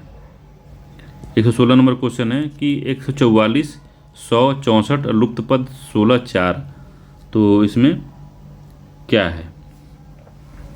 तो 12 का स्क्वायर कितना होता है, 144। 10 का स्क्वायर होता है 100, 8 का स्क्वायर होता है 64, तो 6 का स्क्वायर कितना होगा, 36 होगा। यहाँ पे बी आंसर से 36 होगा, ठीक है। अब ये जो है यूपीएससी में पूछता है, हर चीज पीसीएस में पूछता है। ए बी 1 2 3 4 ऐसे क्वेश्चन में गिन लेंगे कितना है, 1 2 3 4 5 6 7 8 9 10 11 12 13 14 15 16 17 18, 18 है। तो हम चाहें तो ऐसा हमको बनाना है कि क्रम बने, तो ए बी सी बी, ठीक है, इतना हो गया। A B C B, A B C B, A B C B और ए बी, ठीक है। तो क्या होगा, सी बी सी ए, सी बी सी ए इसका आंसर सही हो जाएगा, ठीक है। एक क्रम बना चाहिए, A B C B, A B C B, A B C B, A B C B और ए बी, ठीक है। ए आंसर इसका सही है। अगला है राज्य चर्म विकास एवं विपणन निगम लिमिटेड की स्थापना 1974 में कहाँ की गई थी। तो आगरा है, कानपुर, लखनऊ, गाजियाबाद, तो कहाँ की गई थी इसका, तो कानपुर में की गई थी। बी आंसर सही है। 1974 में राज्य चर्म विकास एवं विपणन निगम लिमिटेड की स्थापना की गई थी। इंपॉर्टेंट है, बी आंसर सत्य है। अगला क्वेश्चन है 119 नंबर का कि 2011 की जनगणना के अनुसार उत्तर प्रदेश का ग्रामीण साक्षरता दर शीर्ष किस जिले में है? तो ग्रामीण साक्षरता दर शीर्ष इटावा, गाजियाबाद, औरैया, मैनपुरी। तो औरैया में सबसे सर्वाधिक शीर्ष है ग्रामीण साक्षरता। 120 नंबर क्वेश्चन है कि उत्तर प्रदेश में स्थित निम्नलिखित में से किस एक टाइगर रिजर्व पार्क की उत्तरी एवं दक्षिणी सीमा का निर्धारण मोहन और सुहेल नदी करती हैं? तो मोहन और सुहेल नदी किसका करती हैं? तो दुधवा नेशनल पार्क का, पीलीभीत का, आमानगढ़ का और कतरिया घाट का। तो दुधवा का करती हैं, ए आंसर सही है। उत्तर प्रदेश का जो दुधवा पार्क है इसका उत्तरी और दक्षिणी सीमा का निर्धारण मोहन और सुहेल नदियाँ करती हैं। यह लखीमपुर जिले में स्थित है, याद रखिएगा, लखीमपुर में है। ठीक है, तो 120 क्वेश्चन हो गए हैं। 121वां देखते हैं। तो 121वां में अब करंट अफेयर्स आ गया है, टोटल करंट अफेयर्स ही रहेगा 20 क्वेश्चन। ठीक है, तो करंट अफेयर्स वाला तो हम लोग पहले ही कहा छोड़ देंगे इसको हम लोग, क्योंकि इंपॉर्टेंट नहीं 2023 का। ठीक, तो चलिए मिलते हैं अगली वीडियो में। ठीक है, तब तक के लिए धन्यवाद। अगर वीडियो आपको अच्छा लगे तो मेरे चैनल को आप लाइक कर सकते हैं, सब्सक्राइब कर सकते हैं, वीडियो को लाइक कर सकते हैं और शेयर कर सकते हैं।